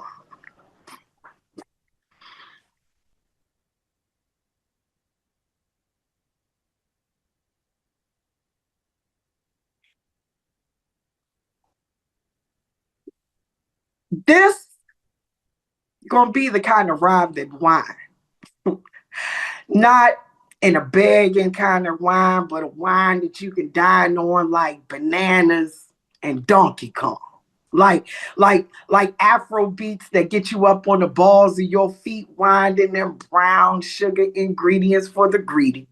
Like, go ahead and open up. Let me feed you. Let me seed you. Sprinkle you with a little bit of knowledge. Let me help you learn how to unlock this numerical number one option, this exclusive combination. Let me drip this wisdom from between mine and onto your lips. Because I love exchanging all the different ideologies you spit. Yeah, I know they call me rotten, but have they smelled the flowers in their garden? Yeah, I know they be talking, but it be in my footprints they wishing they was walking and damn near stalking. Trying to get me to forget how to separate the wheat from the tare. Meanwhile, I'm like, go ahead somewhere. While I don't have time to care. Imagine mingling them crop circles with your inner circles, and now y'all all disguised like wolves in cows' clothing. So I just come and be like, move, bitch. You can get out my way. You see, the way this might be calling me, man, it just be calling me, man. It be calling me like a dope fiend. I said the way this might be calling me, man, it just be calling me like when Mike be asking Annie, are you okay? I said, the way this might be calling me, man, it just be calling me. It be calling me, man. It be calling me like a dope fiend. Sometimes the way this might be calling me and remind me like when Mike be asking Annie, are you okay? But me, baby, I be poetically starstruck. Stuck somewhere between playing out and writing scenes in my mind. Like, I wonder what it's like to get good head from the brains of the class. Show and tell, but still ain't got no ass. Anyway, I told you this was going to wind a few times, like with love and passion, because I'm never a hater. And maybe I should just hashtag it executive producer Dick Wolf. But maybe not. So I'm going to reintroduce it as myself again. It's Melissa. You want to spell that Malysa, and if you flip it around, it sounds like asylum. And yeah, I know that shit's crazy. Poem. My. All right, let's see. I think I got two more for y'all. Somewhere in the bottom of my soul. You can keep going as long as you want. We want more. We want more. I got two for you. Let's see. This one is actually my first poem of 2025.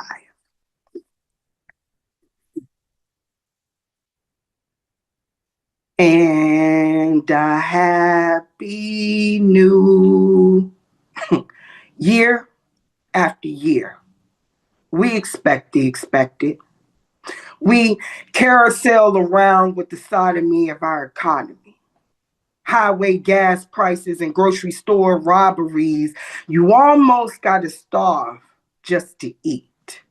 There's cold-blooded covered corner sheets covering innocent fathers, brothers, sisters, and mothers.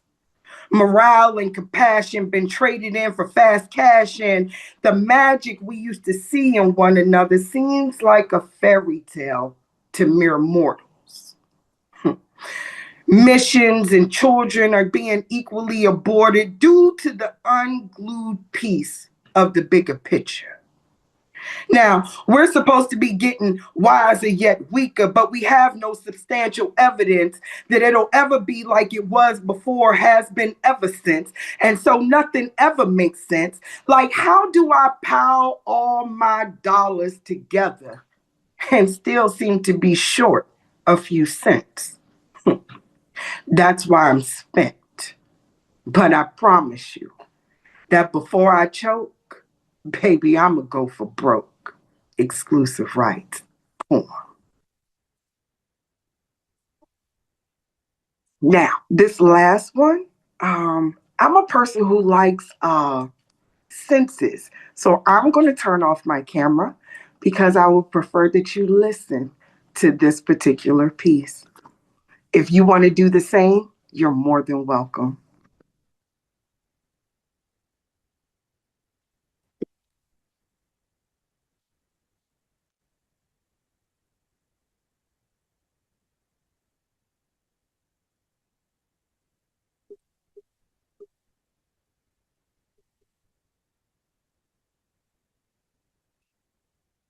Welcome to my asylum, where I ask you to listen, but don't judge. Because, yep, it was me. I begged him continually, embarrassed my character for we. Created a figment in my imagination that would never be, thinking you were the happiest I deserved. And I used to even scribble your name next to mine in cursive. But we listen and we don't judge. You see, there was a part of me, the God in me telling me, or did it? See, all this time I thought I had the right guards up and you were infiltrating my mind. But maybe it was the way you was touching the back of my spine, that tongue lashing and thug passion, something is heavenly divine. My inner, when you entered me, became my entity, enemy. I found out I was sleeping on and with the enemy, but we listen and we don't judge. I love to watch you run my panty lace across your face, sniff on your top lip and shit. Said I was your favorite flavor, but little did I know it wasn't a compliment. It was a comparison to the other lace you were sniffing to. And yeah, I knew. But we listen and we don't judge. You see, I patiently waited for him to return home every time he left me alone because, like Erica says, I love him strong. I had already prepped for the fight he picked when he got home, knowing I ain't even do nothing wrong, but it's cool because I guess it's better than having no dude. I said we listen and we don't judge. So next time I seen a smudge of only God knows what, I broke. I just had enough seconds and time to cry and then let it dry before the swollen face and puffy eyes uncovered that I knew about your lies. I know you're damaged, and if I can just manage to show you something different, then maybe he won't treat me the same. But I let myself get played in the game, and I said, we listen and we don't judge. You see, my orgasm started to dry up, and that's when I knew I had way more than enough. You're a hard ass indeed, but I'm a level 4 body armor. And a voice in my head spoke into view a mental picture of you. And it had big red letters that read the word ingrate. And it was like a secret attack code word for reciprocate and annihilate. I said, we listen and we don't judge. But wait. I'm not the unbothered and unbalanced type. I carry my weight very well when I tip these scales, keep all my faculties neatly tucked in their individual cells, but these bars just got bit. I got no more fucks left to be with the shits, and now I'm really with the shits, because the old mentality is gone and there's a new warden in charge here to handle it. But I said, we listen, we don't judge. I was keeping track of where you and she was laying. I sat and read all the texts where you said you place no one above and you love me eternally, so why can't we be together forever? So I asked him if he'd be home late. He said yes, so I sent him my last dime to make sure he ate. And he even told me he preferred that I dash the food right up to his front gate. But I said we listen and we don't judge. And I don't even know what my favorite part was. Was it the piss in his Sierra Mist or the sprinkles of venom in honor of me getting ready to be a new widow? I think not. I think my favorite part, it's the ashes that hang on a little chain that dangles him forever across my broken heart. Like I said, we listen. And we don't judge. Welcome to the asylum. Porn. Yo, everybody, do me a favor right now. Unmute yourselves and give all the love you got for Melissa, the I don't got no exclusive. love. She sound crazy when she be I know that laughing. It maniacal sound like laugh, she bro. ain't That evil. shit This had ain't me love on right here. that. This I is loved some it. what the hell? I'm like, wait a Yes. I minute, I love it know though. her. All the And craziness. She all this hide or shit come up. whatever. My mind is blown all over my kitchen. I'm going to be cleaning it up the rest of the night. It's fantastic. I'm starting to GoFundMe to get a maid service out to Nemo soon to get his kitchen cleaned up.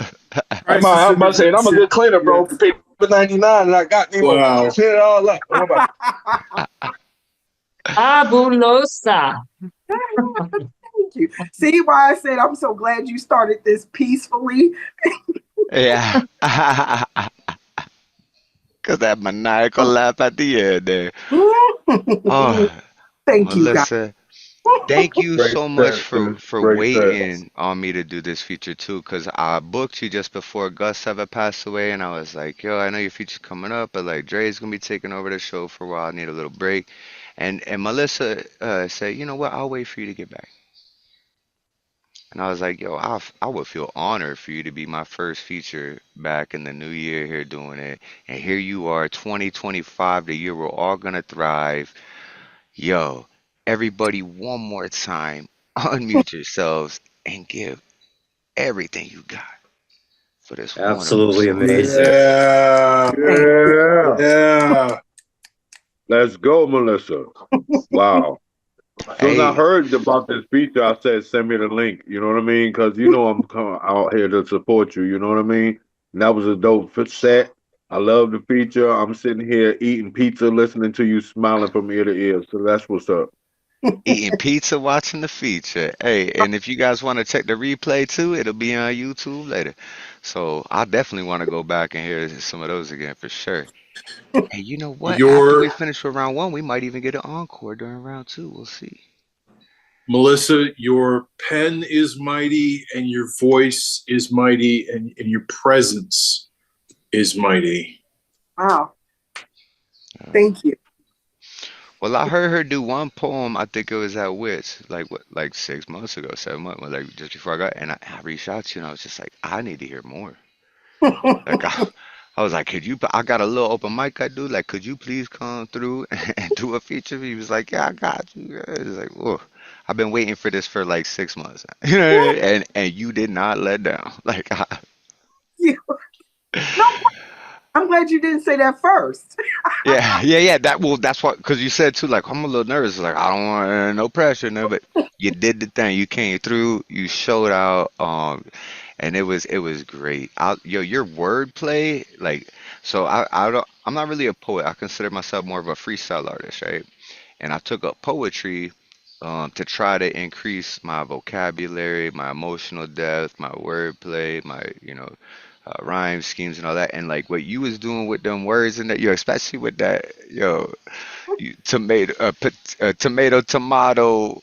I gotta catch up. You know what? Like, yo, what? Like, and throughout all your pieces too. And fuck, that blew my mind too. I never even thought to read your name backwards with the whole asylum. Like, how crazy is that? Like, you know what I'm saying? Like, it was just a Now the wonderful laugh feat. makes sense, right? Now the Yeah, laugh make a little bit more sense, yeah, right? yeah, yeah, yeah, yeah. Oh man, thank you so much for featuring for us. Thank you. I appreciate Uh, by yeah, that any. was. And like I said too, I hope that after we're done with round one and we start the recording, if you want to stick around for round two and maybe give us a little encore, say like I told y'all, it's open room Friday nights, right? So it's last poet standing type of thing, right? So Take your yeah, time. I'm skipping school with Artie. So bet. And speaking of Artie too, here, you know what? I'm gonna drop this list because I mean we got, I'm back now, starting to book features and stuff, and I got this list going on, right? So next week we're gonna have TalkSick. I don't know if y'all ever heard TalkSick.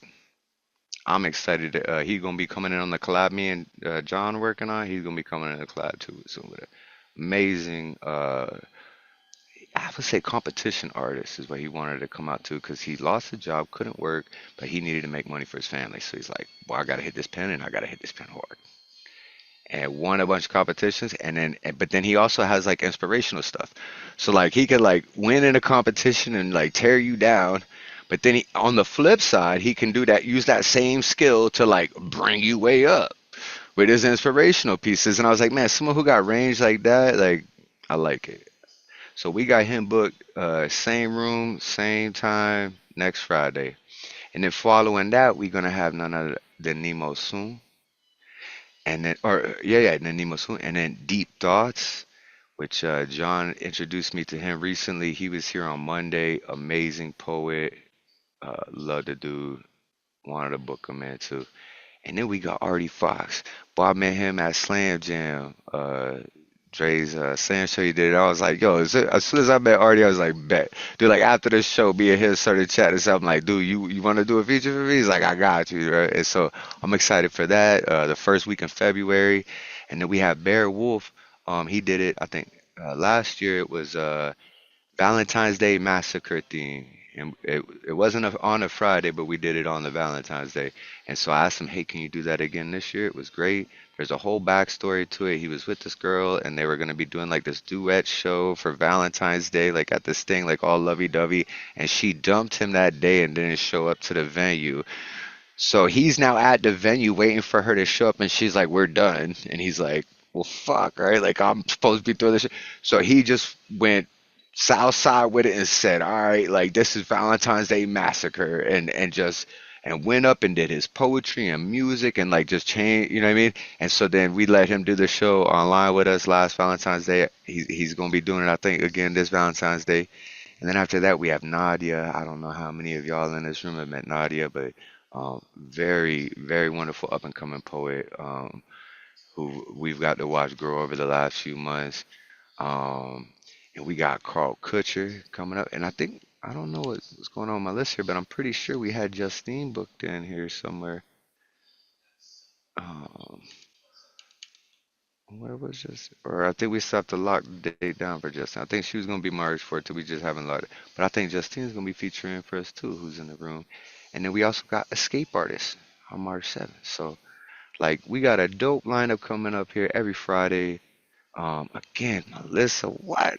Thank you so much for coming through and blessing us with that feature. I'm excited to watch the replay, like, cause I gotta learn some stuff from you, yo, with that wordplay, man. And you have fun with it. That's what I love about poetry, and I like how you said too. I'm more of a listener. Like I want to sit back and watch. That's why I do these every week. And then we got multiple shows, because then I could just sit there, I'll get my little poem out at the beginning, right? And I could just sit back and enjoy all these different poets from all over the world. You know, we've done hybrids in South Africa and in Manchester, and we're gonna do some here in BC, and like just all, mixing, live studios. I think John Michaels too is actually talking to some venues in Virginia there about doing a hybrid, and so we're just trying to bring everyone closer together and inspire people, and to hopefully make the world a better place. But that's a lot to put on oneself. So I like to say, I want to make the world just a cooler place. Mm-hmm. If I can inspire some art, maybe sell some cool clothes or give somebody the space to express themselves, it'll make it that much cooler, right? And if the world becomes a little cooler, then by proxy, it should become better, right? Because then all those cool people are going to be like, hey, what's going on here? We need to fix this, right? So thank you for being a part of that and being a part of this journey and for speaking your mind, yo. And like he's already like, yo, your presence, or Nemo, I think was like just you as a soul from the moment I met you. Like I don't know, you fan. And I love you, and I'm so glad that you came through to do this for us tonight, man. Thank you. I'll say this really quick. Today marks 12 years to the day that I was in a coma for about What are the odds of that, bro? yeah. That I come back and ask you to feature on this? What? So this Blowing is my mind again. How many times you gonna blow my mind tonight? because I'm usually super emotional all day. Yeah. I woke up one day just like everybody else, getting ready to go to work. Had no idea that in the meantime, both my lungs were filling up with fluid. I had bilateral pneumonia. It then caused my heart to flood. So I had a massive heart attack, which then started to shut down my kidneys. So literally by the time I got to the hospital, they were just looking at me like, all your systems fail. Yeah, all systems failure. Like, we need an induced coma, start working. I was like, exactly. and that was 12 years ago. The doctor was like reading the paper, like he had paper and he looked at the paper and he looked at me, he looked at the paper and he looked at me and he was like, I don't even understand how you're talking to me. Yeah, like how am I describing? Yeah, and then because I'm Elizabeth. Like, I don't know if I'm going to make it. And I remember saying to him, like, just please do your best. And he said, I'm going to do my best. And I woke up like 5 days later. Had no idea I was even in the coma. Do you remember the doctor's name? I don't. Look in your medical records, find that out, and IG it to me, because I want to personally thank him for making sure that you still kicking. But yeah, so I'm super excited to even be awake and alive. I had my 8th granddaughter. She was born 6 weeks early. She is 12 days old today. She came home from the NICU on yesterday, so I've been hostage by a baby and her mom. But they're all doing well. And so this couldn't have been more perfect timing. And I want to say thank you to you and you all in this platform, because this was just exactly what I needed from people.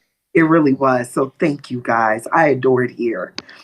Big ol' hug for you. And that's crazy. So your 8th granddaughter is 12. This is the 12 years after you to the day you woke up from a coma. Like, yeah. 8th granddaughter. There's some numbers lining up here. I'm saying that like 6, 8. I say 6 and 8 for sure, but I'm not sure what the last number is. But 6 weeks early, grandbaby number 8. Now I just need like another number or 2, and I feel like we're all gonna get rich. Yeah. Yo, I'm gonna start playing those numbers and I'll just keep putting a random one at the end until I hit it, right? And then they'll be like, Right. hey, y'all, it's this one. Today it's 8612. We'll see what happens. Right? Oh, thank you so much again, like I said. And we have so many more wonderful features coming up. We have so many more poets here tonight. And if y'all stick around after the recording, I think we might go to round 2 because I want to encore. I want to hear more, even just about you. Like, I'm loving the vibe. It's a Friday night here at Open Minds. We're just getting started. Like, come on now. We got some wonderful poets coming up. We have escape artists on deck. But coming up next to the mic, we got Whisper Poet, who is, part of the Open Minds family.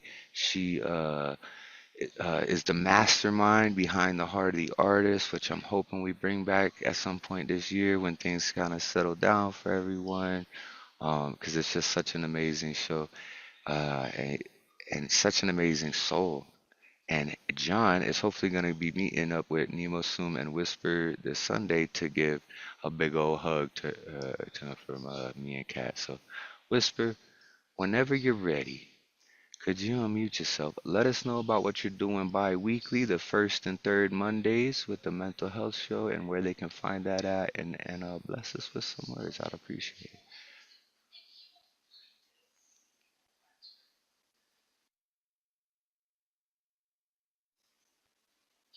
Still trying to just stall in. Yeah, Whisper, you there?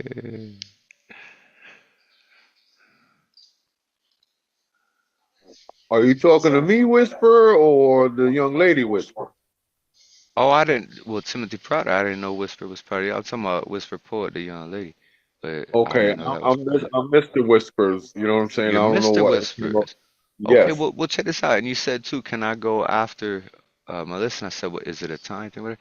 And since Whisper hasn't unmuted yet, or said anything, yo, I got Whisper Poet here, so it could be Mr. Whispers Poet. Yo, All right. we could leeway. If you want to go ahead and bless us with some words, man, I'd really appreciate it, brother. And is it your first time Definitely. here at an Open Mind show? Yes, this is my first time in Open Oh, Mind. okay. Everybody here who's knows the deal here, I want all of y'all to unmute yourselves and give a big open mind, open heart, open arms welcome to Timothy Proctor, aka Mr. Whispers.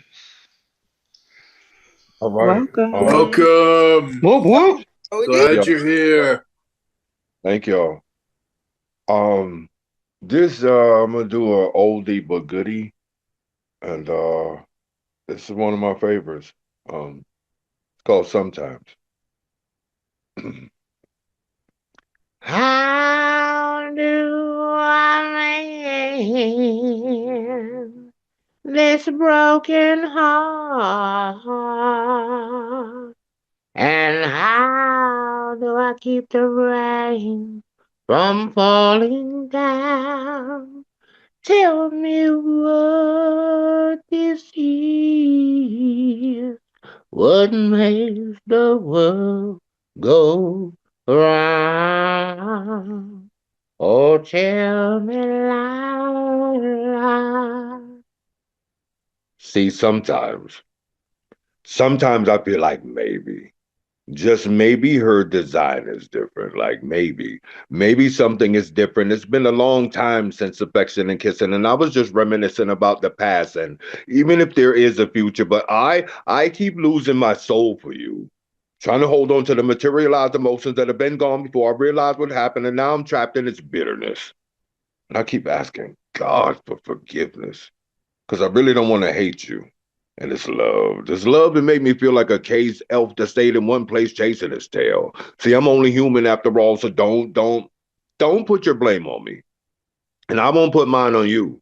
But we just keep climbing through the windows of our souls, trying to hold on to that dust. Yeah, you know that same dust that we left each other in? Smothered in confusions, illusions of repairs with no tools. But baby, we starting to look like two fools. Or maybe gestures with no jokes. I had a dream about you, and my dream spoke highly of you. We were in the park, and we were sharing an ice cream cone, and then My phone rang. Damn. It woke me up, and I was hoping that the truth wasn't mad at me, but the pillow next to me was empty. I pray to God you don't resent me for being forward, but baby, we keep falling backwards.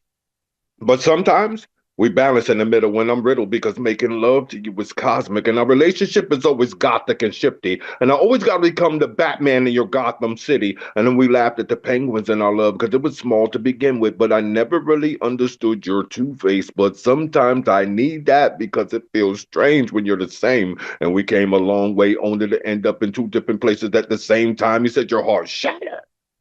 Bitch, I framed mine when it snapped in two. And I keep it on the shelf in my house right next to the Gorilla Glue because sometimes I'm still feeling you. And we share mixed emotions with no boat to float in. You cry me a river, then my lips quiver because I'm holding back that Hoover Dam in my tear ducts and I'm stuck. I'm stuck on your shore, searching for my shore, possibly our shore to be sure of. But this is what it sounds like when doves cry. And no one ever told me about the sorrow. Hey. Whisper loudly. Thank you. Yo, first off, Melissa, why didn't you warn me about this motherfucker right here? Damn, that's priority. You know what I'm saying? I was not ready for that. I would have buckled myself down into my chair. Yeah, yo, your voice is phenomenal. Thanks, bro. Like that Thank you. singing voice you break it into too, just like uh, I'm I'm loving it. And so why do they call you Mr. Whispers if you can shout like a dove, man? Well, that name was inherited from my grandfather. I'm the type of guy that as long as I'm talking, we cool. But when I start talking under my breath, whispering, Oh, did we? Yeah, did you? Yeah, yeah, I'm yeah, ready to yeah. do something to you. You know what I mean? So my grandfather saw that as a kid. Saw that in me as a kid. And Used to you call got you family Mr. members, Whispers. my cousins, and we get into fighting or whatsoever. And I always was the quiet one, but I'm the one swinging. Yeah, He said, he's "Oh, like, yeah, watch out for you the Mr. whisper. Whispers. Yeah. Hey, watch out, you whispers. You know what I'm saying? I'm gonna call you Mr. Yeah. Whispers." I'm like, wow. So That's that's dope, what's up, man. man. Yeah. Boy, hey, I'm glad you wasn't mumbling under your breath right now, whispering your breath, and that you came strong with that singing and stuff. You got another piece you could share for us, man? I really appreciate it, brother. Sure, man. I got one for you. I got another one Yeah. for you. I love this shit right here, man. I love this. You know what I'm saying? My thing, I'm here for my sister, man. Like, I'm just so happy watching her evolve, man. I remember when she came to the clubhouse and then, we ran into each other in Texas, but we didn't connect in Texas. We connected after that.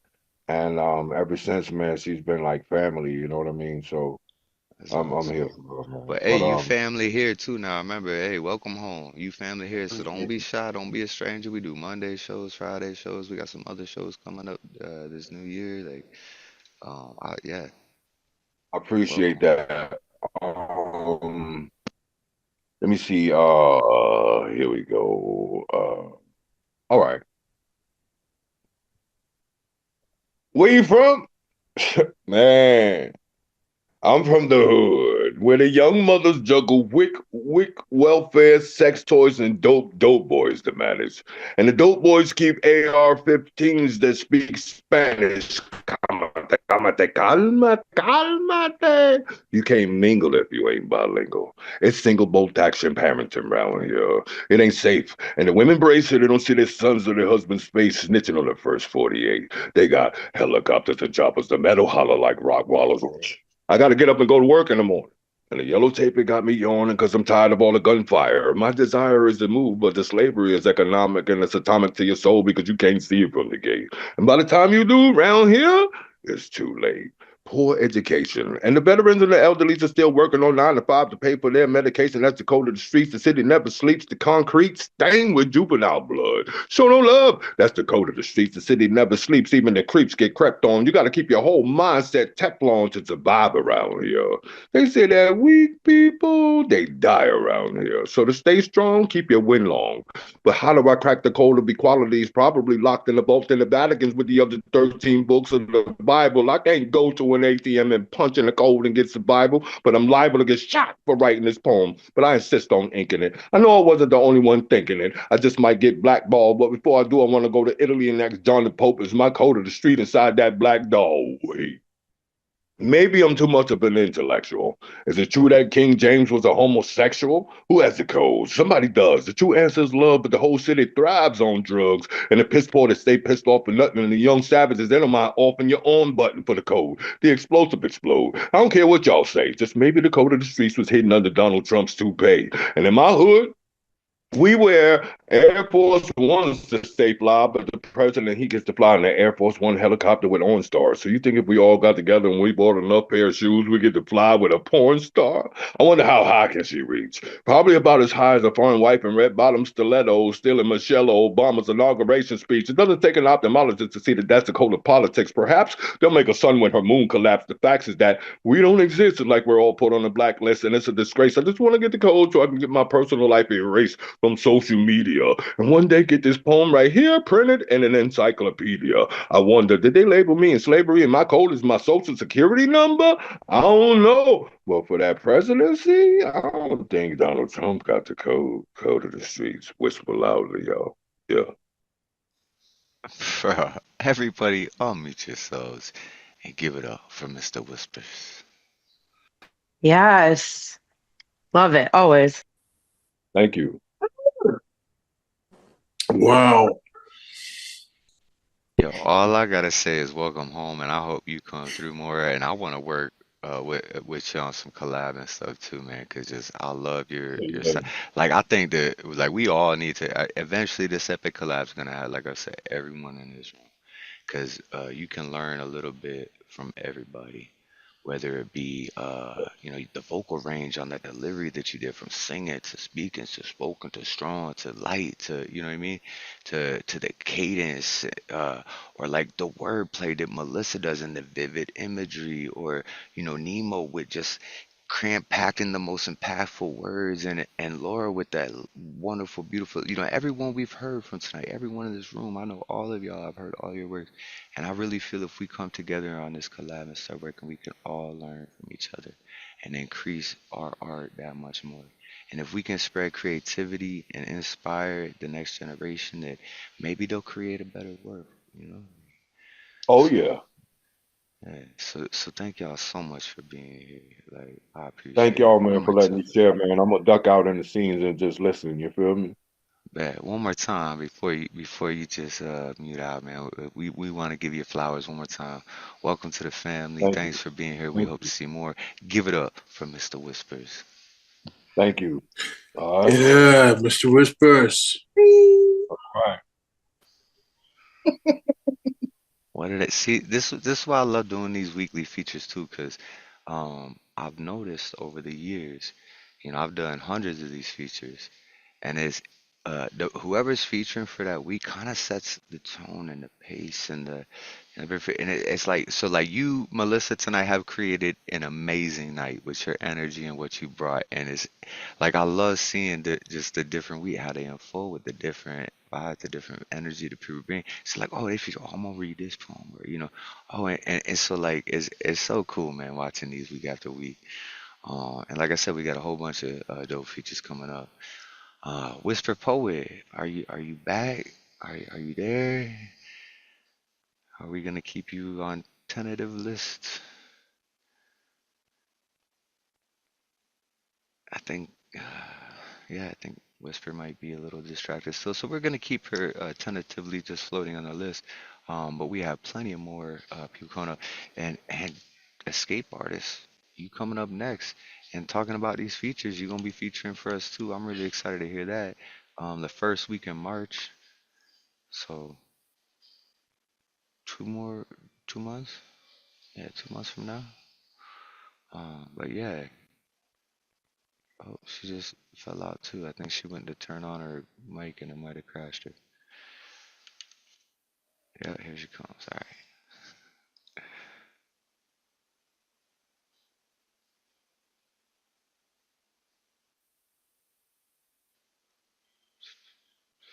So yeah, escape artist. You're gonna be featuring for us 2 months from now. So I'm really excited to hear that. Congratulations on the baby. Congratulations on keeping your pen just full of lava while, going through pregnancy, giving birth, and raising a newborn. You still haven't dropped the ball on your writing.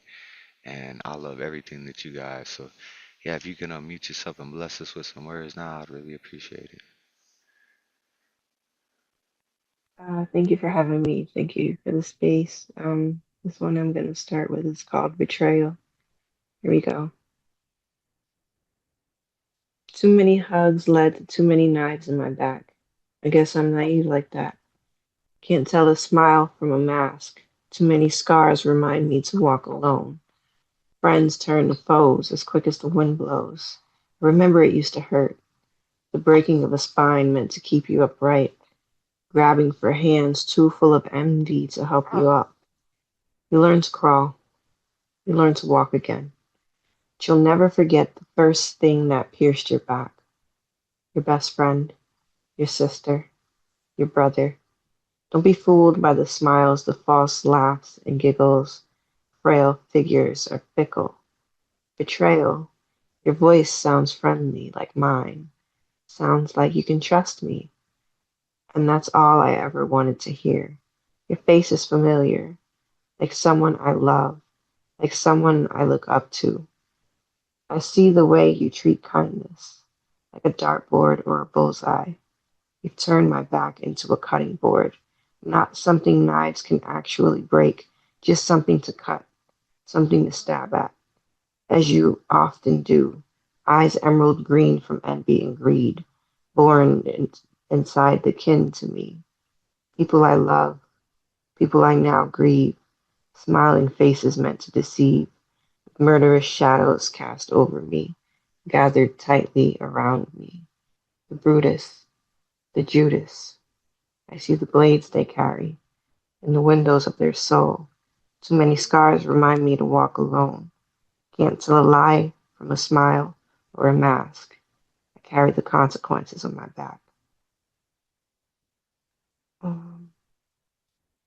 The first one, second one.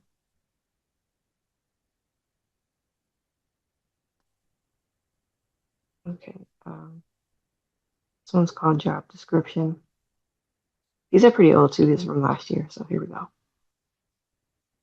I looked in the mirror and saw God. It's not to say I'm breaking the first or second commandment. It means I finally understood who I was, Creator. And I hope He knows I've been trying, battling this bone-crushing doubt I've been fighting. Trying to walk in His Goliath footsteps has me lost with every step I take. I look in the mirror and saw God. Not to say I'm trying to be one, just realizing the parts of Himself He left in me. It's my job to create just as He did me.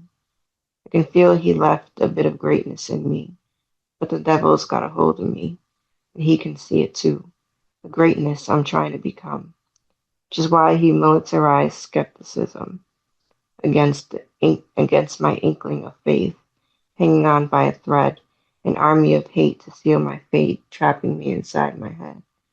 Sometimes I wish death. I'm not in a prison anymore. I looked in the mirror and finally saw God, and His footsteps, how they carry the vessel forward, even if filled with fear. In the joints of my fingers, how they make life out of anything they brush upon. Painting pictures with colors and words the same. In the baby, I crafted of flesh and bone, like I said. I looked in the mirror and saw God. Not to say I'm breaking the first or second commandment, or that I'm even trying to be one. But when He made me, He left a couple of tools behind in this mind, gifts for me to find. It's my job to create, no matter the size of the imposter begging me to stop. Thanks.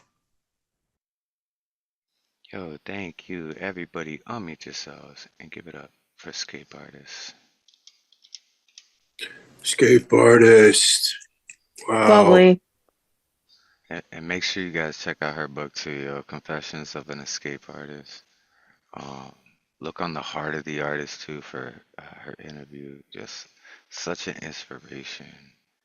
And just go like, yo, she just go get it. She always doing something. Like she can't stop. And it's like I find that fire in her every time I hear your voice, and I just appreciate you being here so much, Escape Artist. And thank you for doing everything that you do. Yeah, once Thank you again, for having me. give it up for Escape Artist.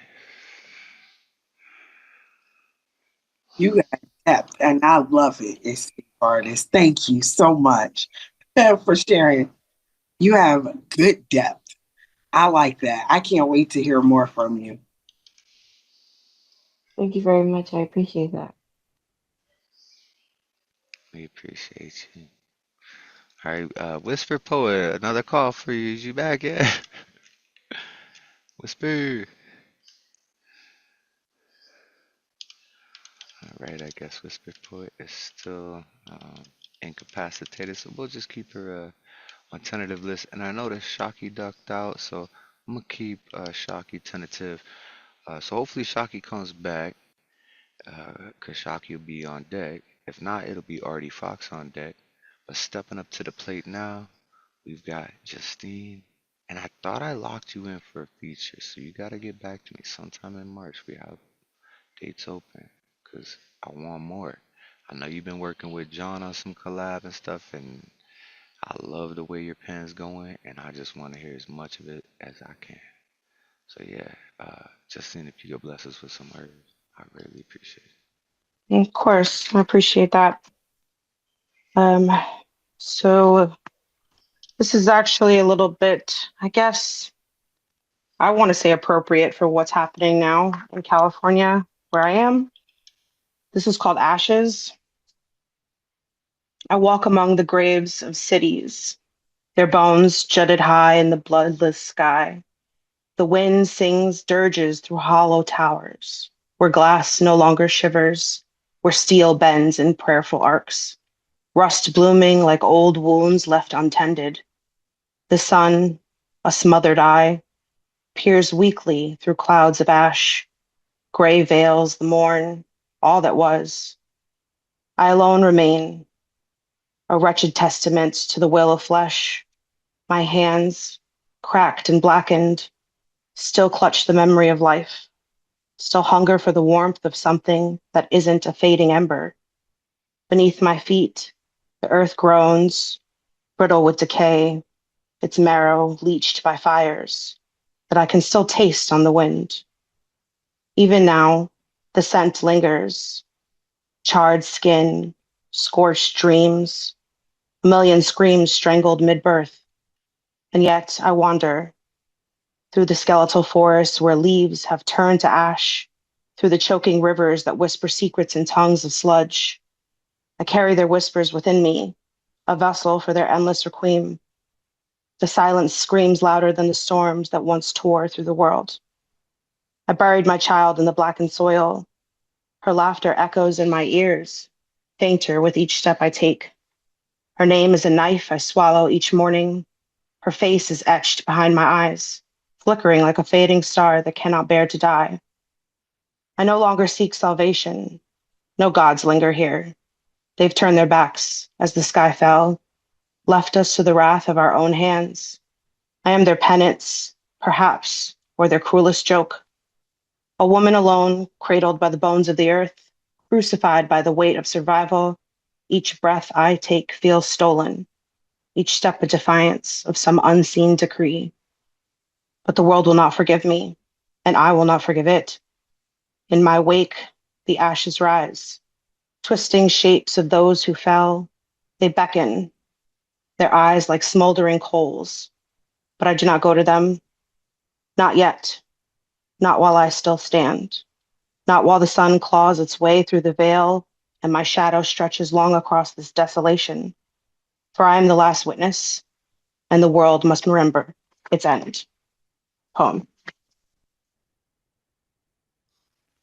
And just in case, San Diego's all right so far. It has spread, but it's about a town over from where I am, and everything's okay so far. Well, hopefully that the fire doesn't spread to you, and that all them fire jumpers out there putting their lives at risk, those convicts getting paid pennies on the dollar. Hopefully, just everybody's gonna come together to where you and yours and even your neighbors that town over. Hopefully, don't make it that far. Yes. All right. I'm gonna do the Tempest and the Hearth. Beneath the waning snow moon's light, the woods lie shrouded, silent, white. Each tree stands haunted and bare. Each dusk breaths forth a spectral air.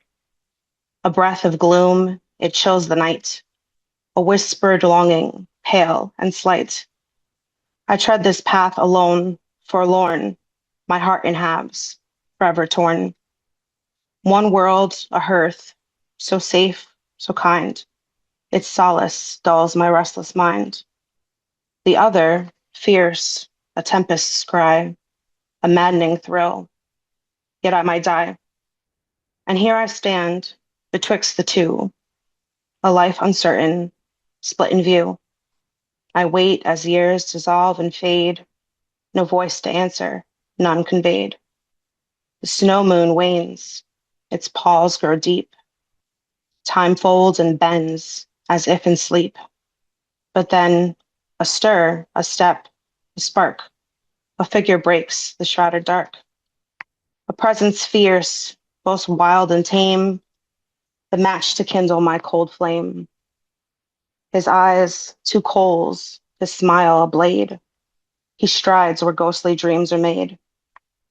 He is the storm, the midnight's hymn, the edge of shadow's jagged rim. His voice, a tether, draws me near, dispels my doubt, consumes my fear. A Gomez to my dark Morticia, his words a spell, his touch a scripture. He breathes the fire my soul once lacked, a love unhinged, unbound, intact. And though my worlds still war within, his presence bids their clash begin.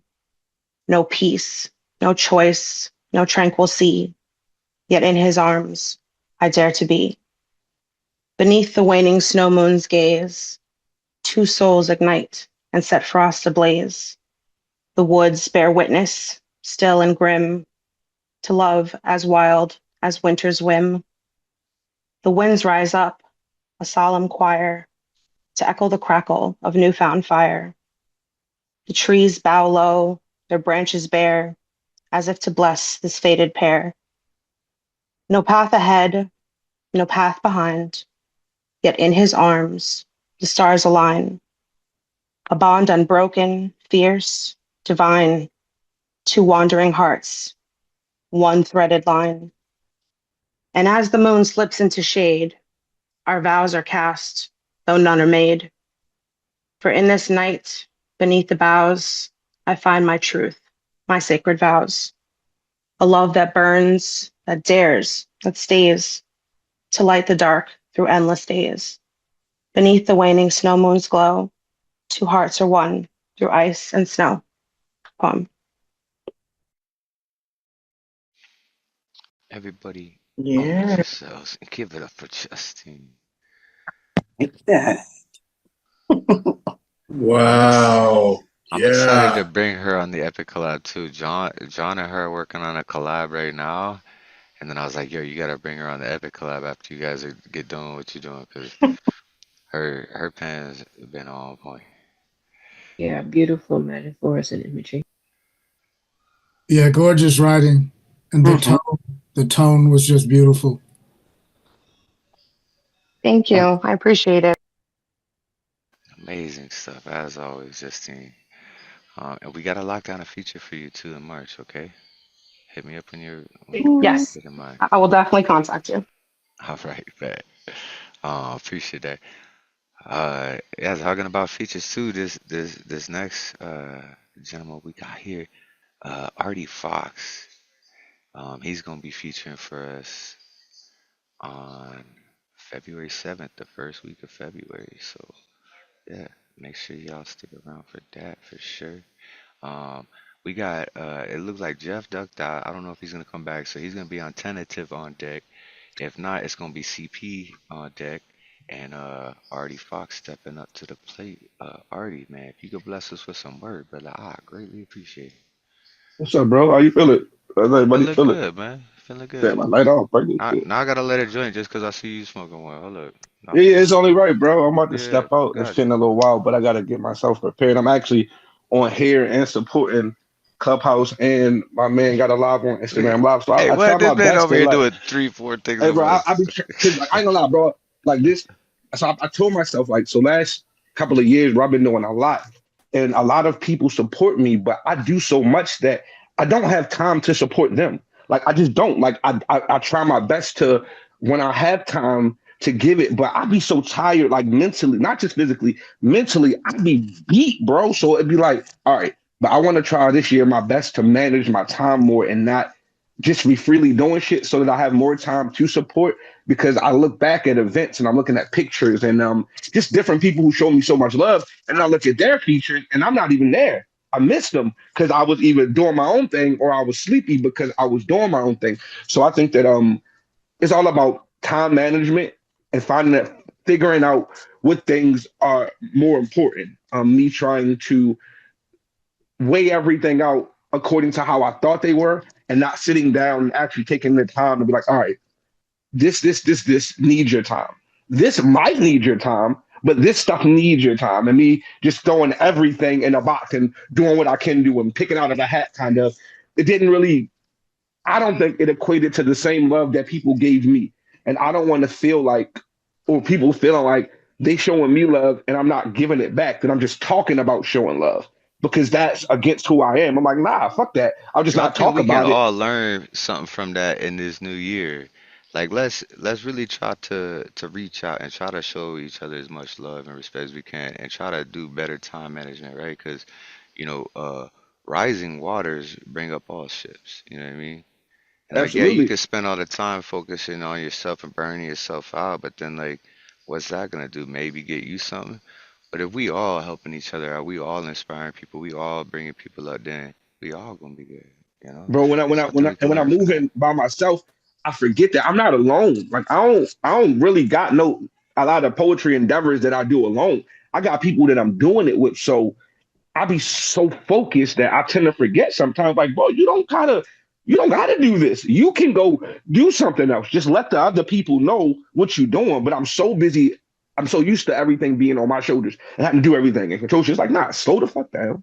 Get yourself together. You got people around you that like doing stuff and like helping you because you can do the same for them. So how about you just stop and manage yourself and not just time, but manage you. I think that as people, we get caught up in the things that we do and the things we want to do. Your wants and your needs, they mix a lot. But when you become a performer and you start showing love, your needs kind of start bending because it's not just about your needs. Your needs become the wants of other people. How good I perform gets me paid. So it's like I can't, it's not just about my needs and my wants. It's about what I gotta do to keep this shit going and what I can do to help my peers keep it going so that they can also help me. We can talk anytime, bro. I'm gonna do this Yeah, yeah. poetry No, I'm club. gonna get you on a yeah. Hey, I'm gonna get you on an interview too, because I'm gonna be starting an interview show this year, and I want to get you on an interview. Yeah, but yo, shout out Melissa. That's my dog. Yeah, what? Hey, It's she done crazy, bro. killed it with this feature too. What? I met Melissa lives in Maryland, right? I'm from Maryland, and we live in the same state, but we met each other in Texas. You feel me? So I had this feature out in Texas, and she popped up at the feature because one of the openers was her friend. She didn't show up to see me. We didn't know each other, but the person who she showed up for was a good friend of mine. So she came through, and we all vibed. And to be honest, she's more my friend than the other person is now. So it's like it's crazy how life ends Hey, up through going and how poetry though, not it's not crazy. It's because y'all connected as poet friends. Now I always thought this. I met a lot of people in my life, right? Tons of you. I grew up in South Florida, right? I met thousands of people. But when you meet a poet, Yo, within that first hour, you know almost everything about that Hey, poet bro, because but they I gonna ain't gonna bare lie. their soul. Respectfully, They go to like you some meet some people people would be you'll like never that, get to know them. but Some not poets you Melissa, meet and bro. it's like you know Some everything. people, I would agree with you, right? But Mhm. not Melissa, bro. We ain't really vibe on poetry, bro. We vibe off of just life. It's weird. Like, that's not getting Y'all was fucked up. just We're like both yeah, y'all was poets like and fam straight up like you we know do y'all vibe mad because y'all on the same poetry shit. wavelength. Yeah, Yeah, like, but but we it were just able so to happens look y'all did around and poetry. laugh at stuff instantly. Like normally, like, you can't laugh at people with people unless you know the people you with. Well, we were strangers, still able to look around and laugh at other things around us. And it was like, oh shit, are we like long lost friends or some shit like that? So it was a little bit different than poetry. Unlike I meet a lot of people, but Melissa, I met her. It was a little bit different than poetry. Poetry definitely brought us together, but it was who we were that connected way deeper than even if we didn't do no poetry. Me and her was gonna be cool. See, Like, it that's just was crazy, meant. yo, because I met a lot of poet friends like that too, where it's like, yo, even if we didn't do poetry and we didn't like just you, like you're like you as a being, like you and I for some reason click. You know what I mean? Like, and it Word. doesn't even have to deal with the poet, but I find most of them are poets, but we don't even connect over poetry. It's because our poetry is who we are so much Yeah. that we don't like. I know for a fact, bro. I've listened to myself talking to people, recordings on Instagram, right? I don't have to do a poem to do all the same things that make my poetry great. No, when I get to talking to people, those same attributes come out. I can't help it. So I don't have to do a poem to Yeah. be Yeah, you poetic. don't even have to read, yeah, exactly. You don't even got to read a poem. Just them meeting your soul, they automatically can Yeah, feel we that are who poet we in are. you. You know what I'm saying? Like, yeah, like you just carry that light, right? The word, but Hmm. hey, we're gonna get an interview another time because I think we still got some another person on the list here, My and then bad, we're gonna bro. kick My around bad. too. No, it's all good, man. I'm excited to get to talk to you, and it was you know what I'm saying ending up the end of the show, and whoever's still hanging out is gonna stick around for round two to share more poetry. So I believe everyone here is alright. But yeah, on deck we got CP Mays, but yeah, Artie, if you wanna bless us with some words, man, I appreciate it. Nah, for sure, bro. I'm gonna just get started. Most of my poems don't have titles. I just come up with titles on how I feel. And right now, this is called God's Calling. Might be called something else later on, but for now, it's called. Um, Hopefully my dogs will stop. But anyway, uh, I just want to go home, but my sins they got me lost. I just want to go home, but my wings keep falling off. Hey, y'all, my granny and my cousin passed within months of each other. My mind's still mangled. This shit ain't easy. I don't care how strong you are. Lost bonds, they bound to change you. So I try and be stable, but still end up stuck, stupid. I mean, fam falling from every angle. I mean, I need a rope to climb out of, but depending on how you tie it, well, that rope, it could be the same thing that hang you. I kind of zone out.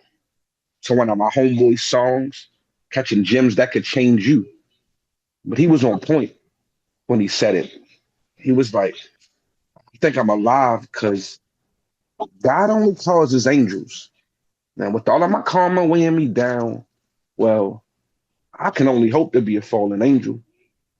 I mean, 100 funerals in 60 months. So obituaries and who to bury gets sold by the same sad salesman thinking that spot, it won't fit you one. I mean, you better not wait too long. I hear a guy at the hallway yelling black souls. I got them for cheap. You better come get you one. I mean, those same black killings, those tragedies that used to kind of stop time, they don't even play now. I mean, one by one, I had God calling folks. It's not a Black Lives Matter shirt on nobody, not a city leader or nobody with cool shit to say now. Like where the march is at? Where they started at? I'm looking around like all I see is demons electing demons. I mean, flag swapping more than the gangs on the West Coast when people play around. It might be way too late for even my pastor to take a knee. Why you trying to pray now? I mean, pitchforks and burning horns at the polls and at rap shows. Ew, they got hella oil, brainwashed over time. Even if it don't go fix, you can think those songs wasn't cool, but Diddy was diddling and it was all for you. I mean, that's the opposite of holy. So don't just attend those situations. It's not really for you. And I'm sorry if you disagree. Over time, those lyrics might get in your mind, but they won't fit your sins. I mean, flaws of my father. I'm still here dealing with the same shit again. Then I look up. I'm like, yep, I'm still stuck. Pain coming through all angles. Thinking, yeah, I'm only here still because God only causes angels. And with all the karma weighing me down, I can only hope to be a fallen angel. And then I forget my old piece and go back to the beginning. Like, I just want to go home, but my sins, they got me lost. I just want to go home. Hey, yo, my wings, they're completely broken off.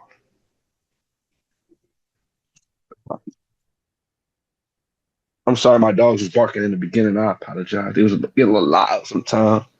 Nah, it's all good, man. That shit was dope. Everybody unmute yourself. Give it up for Artie Fox. Nah, man, I love, bro. I appreciate y'all, man. Fuego as always, Artie. Artie. Fox, that was phenomenal. Better get it, bro. Thank you. You such a professional.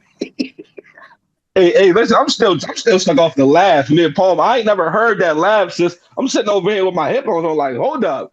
Maybe for the 2025, she going hard evil shit. Maybe the asylum broke out finally. It should let the motherfucker loose just with it sounding a bit like. But laugh on. Boy, Wow. Yo, that shit was maniacal as fuck, bro.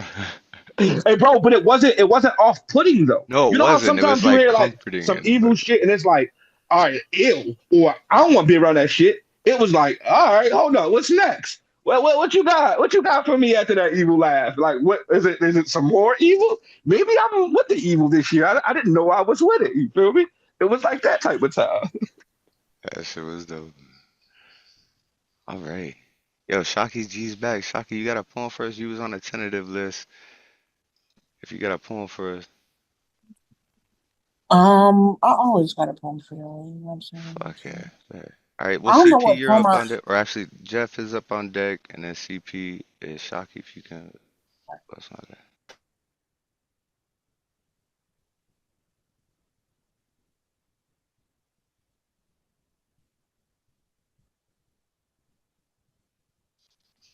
You muted those. Is it me or Jay Taylor? Well, is Shocky was on tentative? Okay, I just wanted to know because there was so much silence. I was like, "Oh shit, Yeah, am I that, supposed to?" Oh wait, is it yeah, me? yeah, it's on. Yeah, Shocky, you came in right at the end of him, and you were tentative on the list. So like technically, is your turn, and then Jeff Taylor, and then CP Mace.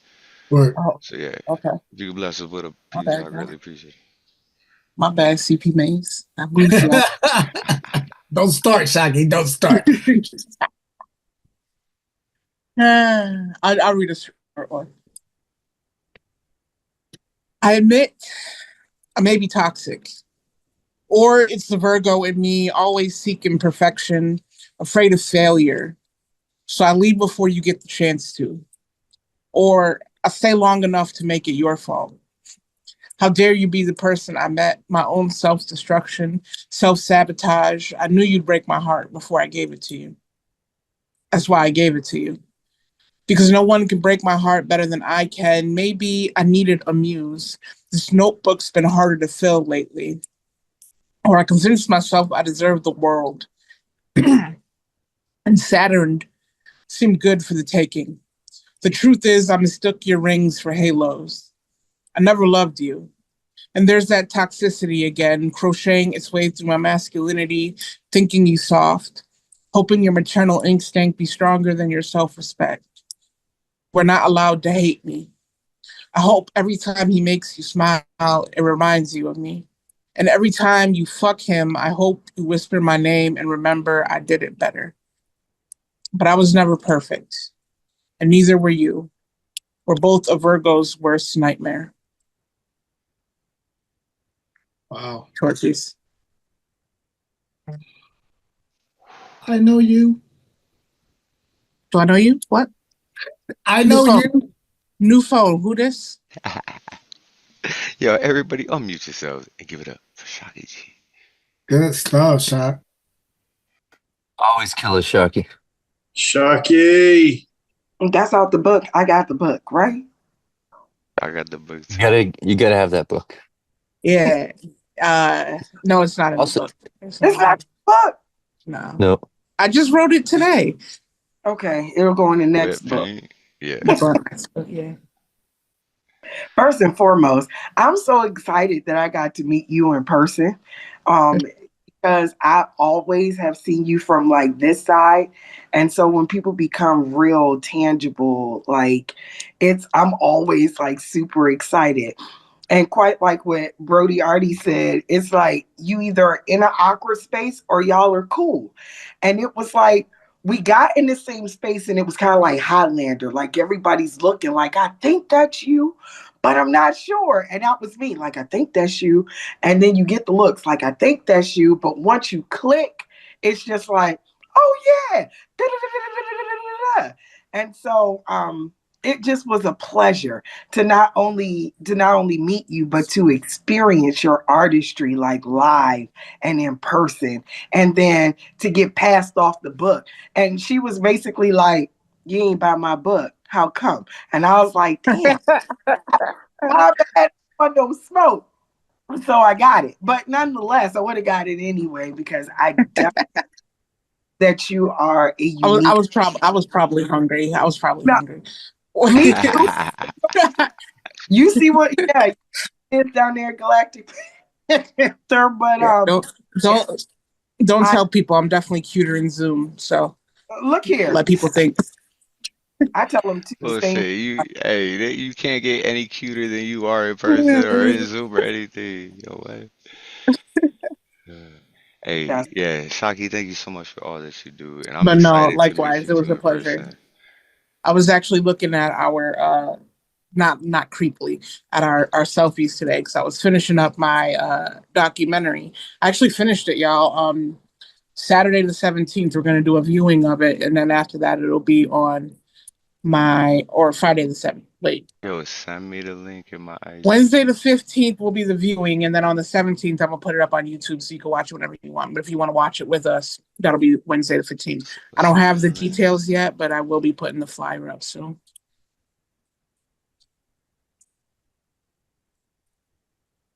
No, Whisper's back. And Whisper's back. Whisper was actually on a tentative list too. We're gonna have to push Jeff and CP back once again. Because now Whisper's back on a tentative list. Whisper, where'd you go? We missed you. Like, turn was like 8 turns ago. I went out into the cosmos. All right. Well, welcome back from the cosmos. If you could bless us with a poem, we greatly appreciate it. Heck yeah.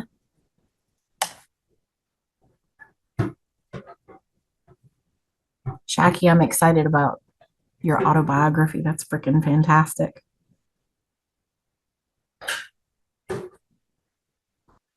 All right, this is called O Human Interaction, How Art I Toxic. I dare you to step off the sidewalk into the wilds of me. This place not safe for the safety of others' well-being. I have clawed through the riprap of mental illness for nuggets of truth, unearthed the seeds of my malcontent. No shovel sufficient to dig up this shit, only fingernails and blood. And the mother lode isn't fertilizer for balance and gentleness. It's landmines and grenades with no safety pressure switches. I want to have a safe interaction, but I don't know how to regulate my gang. My trauma's ingrained. They are all OG. They were actually here before me. Medication, a roulette game, therapy, hit or miss. Airing out in public spaces, a danger to others. Airborne virus particles of my trauma fill your alveoli into respiratory arrest. I need a filter to strain the debris of my madness from the milk of my breasts. The tap is toxic. Poison running, strychnine sweet and cold from the wellhead. I don't want to hurt anyone. But my trauma would render you dead if you're not my savior. My psyche will accept no less than a gladiator to defend her wounds. a leprosy that begins in the 4 chambers of my chest. I must protect you from my anthrax dust. My lips are your cardiac arrest. Be wary, sweet guest, that if you are destined to love me, beware, you only love me from a distance. God damn. Okay, that was worth the wait. Everybody unmute yourselves and give it up for Whisper Poet. You know that's how it starts, Whisper. You cross that honest with myself line, and then that next line comes up quick as fuck, and then you can't stop. So kudos on just like the courage it takes to put that out into the world and not keep it to yourself. Super dope. If you're blazing trail, I'm right on your ass, baby. Let's do it. Thank you so much for that. All right, so now we got CP Mays on deck.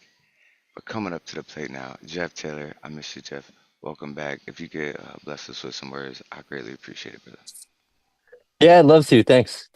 I'm at work, so I had to duck out earlier, and I'm gonna probably have to duck out just after I read this poem, because I get some work to do. But I'm glad to be able to get in here and hear some awesome poets and read a poem myself. This poem is called "If My Depression Were a Flag," and it's after a poem by the same name that's written by William Taylor Jr. in his book "A Room Above a Convenience Store." So go check out William Taylor Jr.'s poem, and here's my poem that I wrote after his.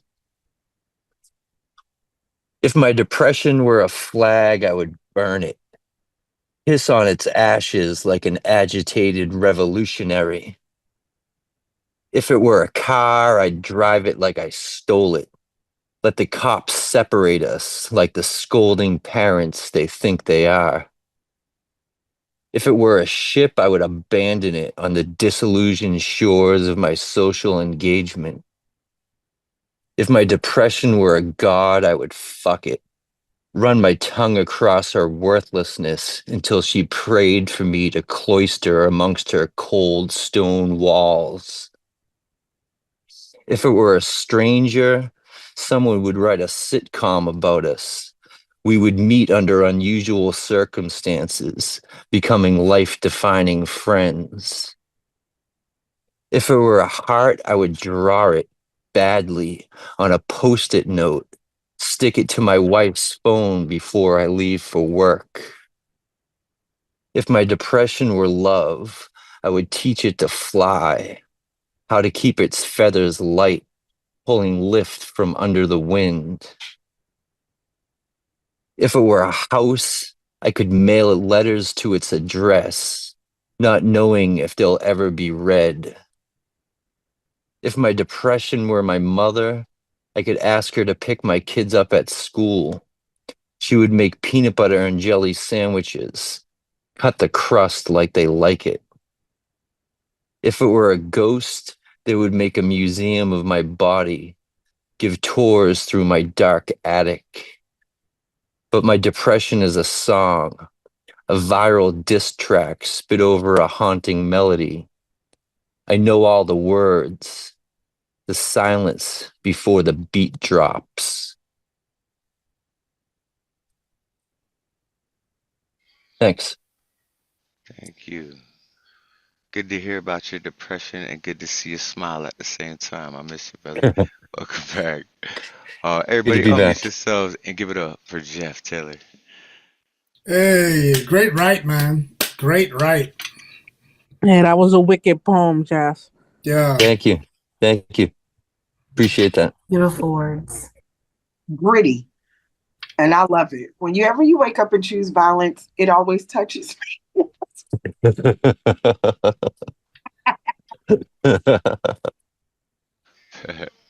Yeah, some days are like that. Not tonight though. Tonight's been a pretty good night. This morning may have I woke up wanted to kill someone, but the rest of the night was wonderful. Thanks to Melissa, the exclusive for the feature, and for CP Mays closing out round one and the recording. We might go on later, but you gotta be here for the after hour show. Sorry, YouTube. But yeah, closing us out tonight, we got none other than CP Mays.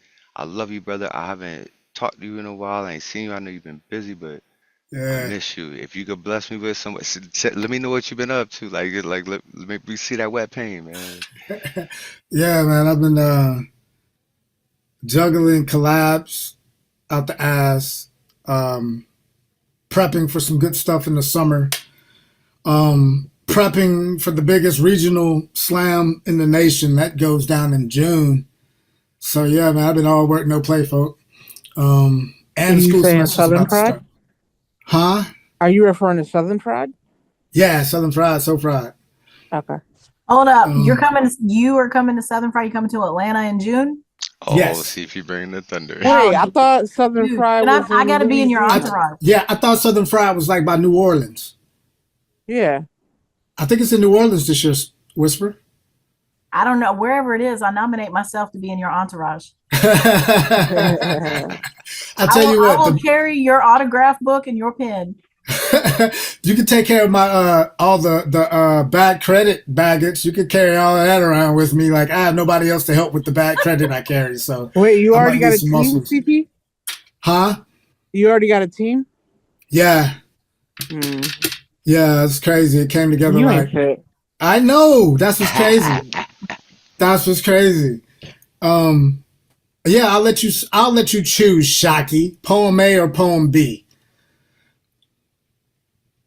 Uh-oh. For Southern Fried? No, for Nah, this flip a read. coin for this I read right hope now. your tire goes flat and you don't make it. I love it. I love my support system. It is unique. Poem B. Poem B. Poem B. All right. It's entitled Car Crash. Tomorrow's a promise I never learned how to keep. Yesterday is all I've ever known how to hold on to. It'll make more sense when the present makes more sense. I promise I will always love you like a car crash. Tongue like a tabernacle, well-versed in razor tides. She learned to speak laceration, suicide notes, and I love you fluently before ever graduating the 6th grade.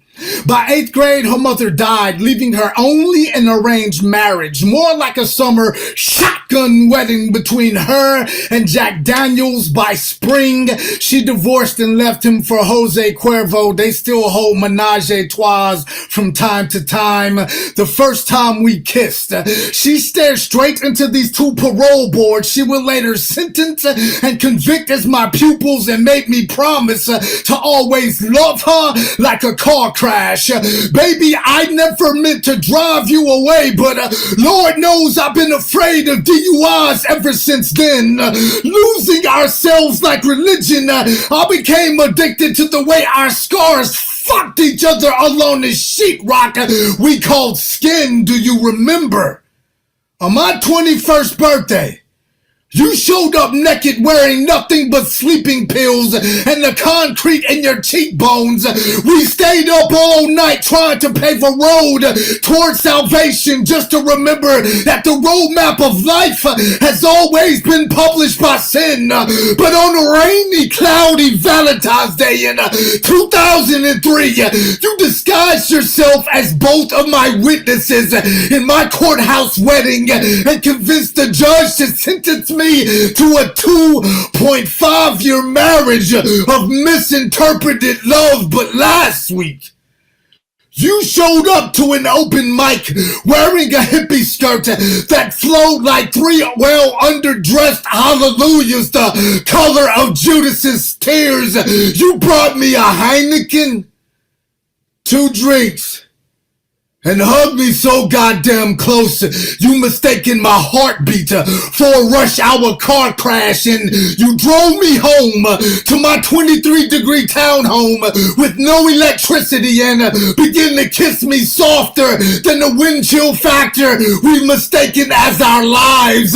Lips puckering like 2 hands praying, saying, I got something serious to ask you. So from the hip I said, shoot. She said, write me something beautiful. and promise to give it to me tomorrow, Maze. Write me something beautiful and promise to give it to me tomorrow, so I did. This is the best that a broken heart can breathe. But this is how the opening stanzas will read. Tomorrow is a promise I never learned how to keep. Yesterday is all I've ever known how to hold on to. It'll make more sense when this present makes more sense. I promise I will always love you like a car crash. Poem. Yahtzee. Everybody unmute yourselves and give it up for CP, maybe. CP. Yeah. Fuck Erica Jong. Fuck 50 Shades of Grey. I want to eat the world after hearing that poem. Oh, that's good shit. Yeah, 2025. I'm trying to. Not I'm trying to. 2025. You're not gonna try. You're gonna do, CP. Yeah, I know it's gonna happen. You're not. You're not one for trying. You're one for doing. You know what I mean? 2025. It's. I want it all in 2025. Whisper. You name it. I want it all. I'm so hungry. My ribs are showing. You know, like whether it's. Every day of 2025, I've listened to "Man at the Garden" in the morning when I first wake up. Have you heard that song? Nah. Who does it? Who sings it? Kendrick. It's on Kendrick's new album. I'm not like up on Kendrick. People are slowly bringing me up on him. Yeah. I'm not like super Kendrick either, but this song is like all affirmations. I'm gonna send it to you. Oh, please do. Please do. Yeah, because it's poetry or die for me, 2025. So straight up. Yeah. Appreciate it. It's poetry and thrive, not poetry or die. CP, look, because you got to cast the right spell. It's not poetry or die. It's poetry and thrive. Already. That's where you're heading. Already. Not poetry or die. No, you're poetry and thrive. Right? Already. Positive, right? Yeah. I love yeah. you. Thank you so much, bro, for coming through and blessing us tonight. Sorry I missed the feature. Sorry I missed the feature. It's gonna be on YouTube. Okay, word. So we're gonna wrap up the video here with Terry Rose Jurtson came through to close us out. The After Rose. the intensity of CP, we're gonna leave y'all with the some more Rose. light. Yeah. I wasn't ready, but okay. I'll find it. Never ready. That's life. So. Gosh. I just got in a little while ago. I've been running around all damn day. My birthday's on Tuesday. Oh, Sookie. I like frames that you have on. So take your time and find what you're looking for so I can check the frames out. What do I have on? What? Your glasses, the frames. Your frames. Are yes, I love them. These are prescription. I had to get them at Lens Crafters, believe it or not. Oh, I love Girl, you look badass. I know, right? I got my hair did today, you know. And I didn't have time for naughty librarian right now. Oh, I love the necklace. That's what Generalissimo always calls me. That's what Brian always says. He wants me to take a picture of myself and send it to him. He's gay. So I'm like, Brian, what good is me sending my picture to you going to do you? That respect is that you're gay, dude. All right, so here we go. This is the end. My ass plastered to my couch, never moving, even sleeping here, because don't sleep together anymore. Sounds of snoring will ruin it for one of us. Yes, this is the beginning of the end. Smell of death in the air. Avengers Endgame will be nothing like my own. Thankfully, there are several best case scenarios playing out in my mind. One involves herds of horses running free in the fields. Secret childhood wish granted for the pony I never received. Hindsight realized this request of a young girl was incompatible with a small town life at the time. For one thing, we were not wealthy enough to afford that responsibility, even though I was brainwashed into believing that if there was a will, there was a way. Non-accessible ways were left out of the concept. Alternatively, there is my beach house with the shutters manifesting by the universe as we speak, endless parades of friends, surfers, sun worshippers, sharing La Playa, salty air in my tousled hair, bonfires, roasted marshmallows, seafood bake, dreamlike state. What can you do but just keep swimming? When you're lost, ask for directions. P. Sherman Wallaby away. Some unknown place and time. I don't want to keep living in survival mode. I imagine a simpler way. Luxury senior community filled with enjoyable activities, affordable on my retirement income, leaving enough left for vacations and cruises, should I so desire.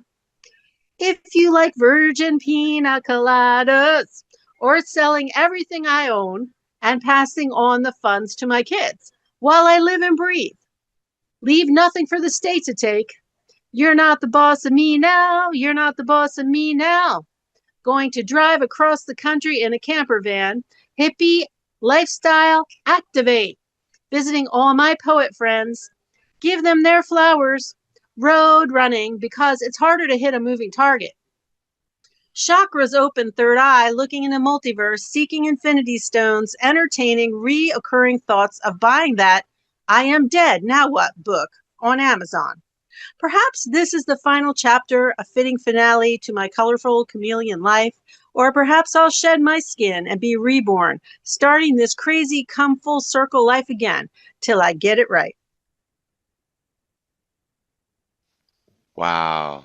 Everybody unmute yourself so you give it up for Terry, right? Yo, that piece was on fire. I love you. I love you. Do you like the B-52s? Oh, yeah.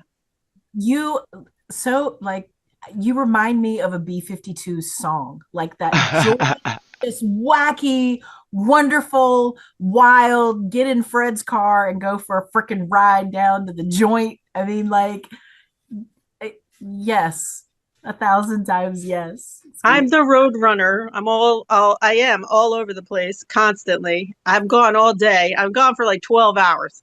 And then I have to come home because I get too tired. And it's either get a hotel room wherever I am or come home. And we're so glad that you choose to be here dang near every Friday night. Even when you're late and you show up to close out the show, we're so glad you're here. And we hope you stick around for after this recording. But yeah, I think we're going to end the show there. So once again, Melissa, we're not doing round two? No, we're going to do round two. I got to end the recording. Okay. And then we're going to do it. Yeah, we're sticking around. No, most of us are probably going to be sticking around, but you got to be here live to be for the after hours. But yeah, Melissa, thank you so much for everything that you do. Thank you for coming through and blessing us with some poetry. Yeah. I love you. If y'all want to unmute yourselves and give it up one more time for Melissa, the exclusive. Let's go, Melissa. Oh.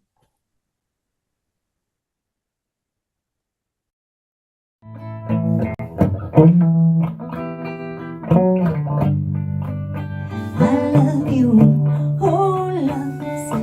Do you have thoughts? Do you want to share them with me? I love you, oh loves. Oh, do you have thoughts?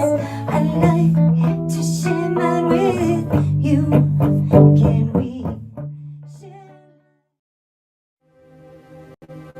I'm gonna spread love or hate. I'm gonna spread love.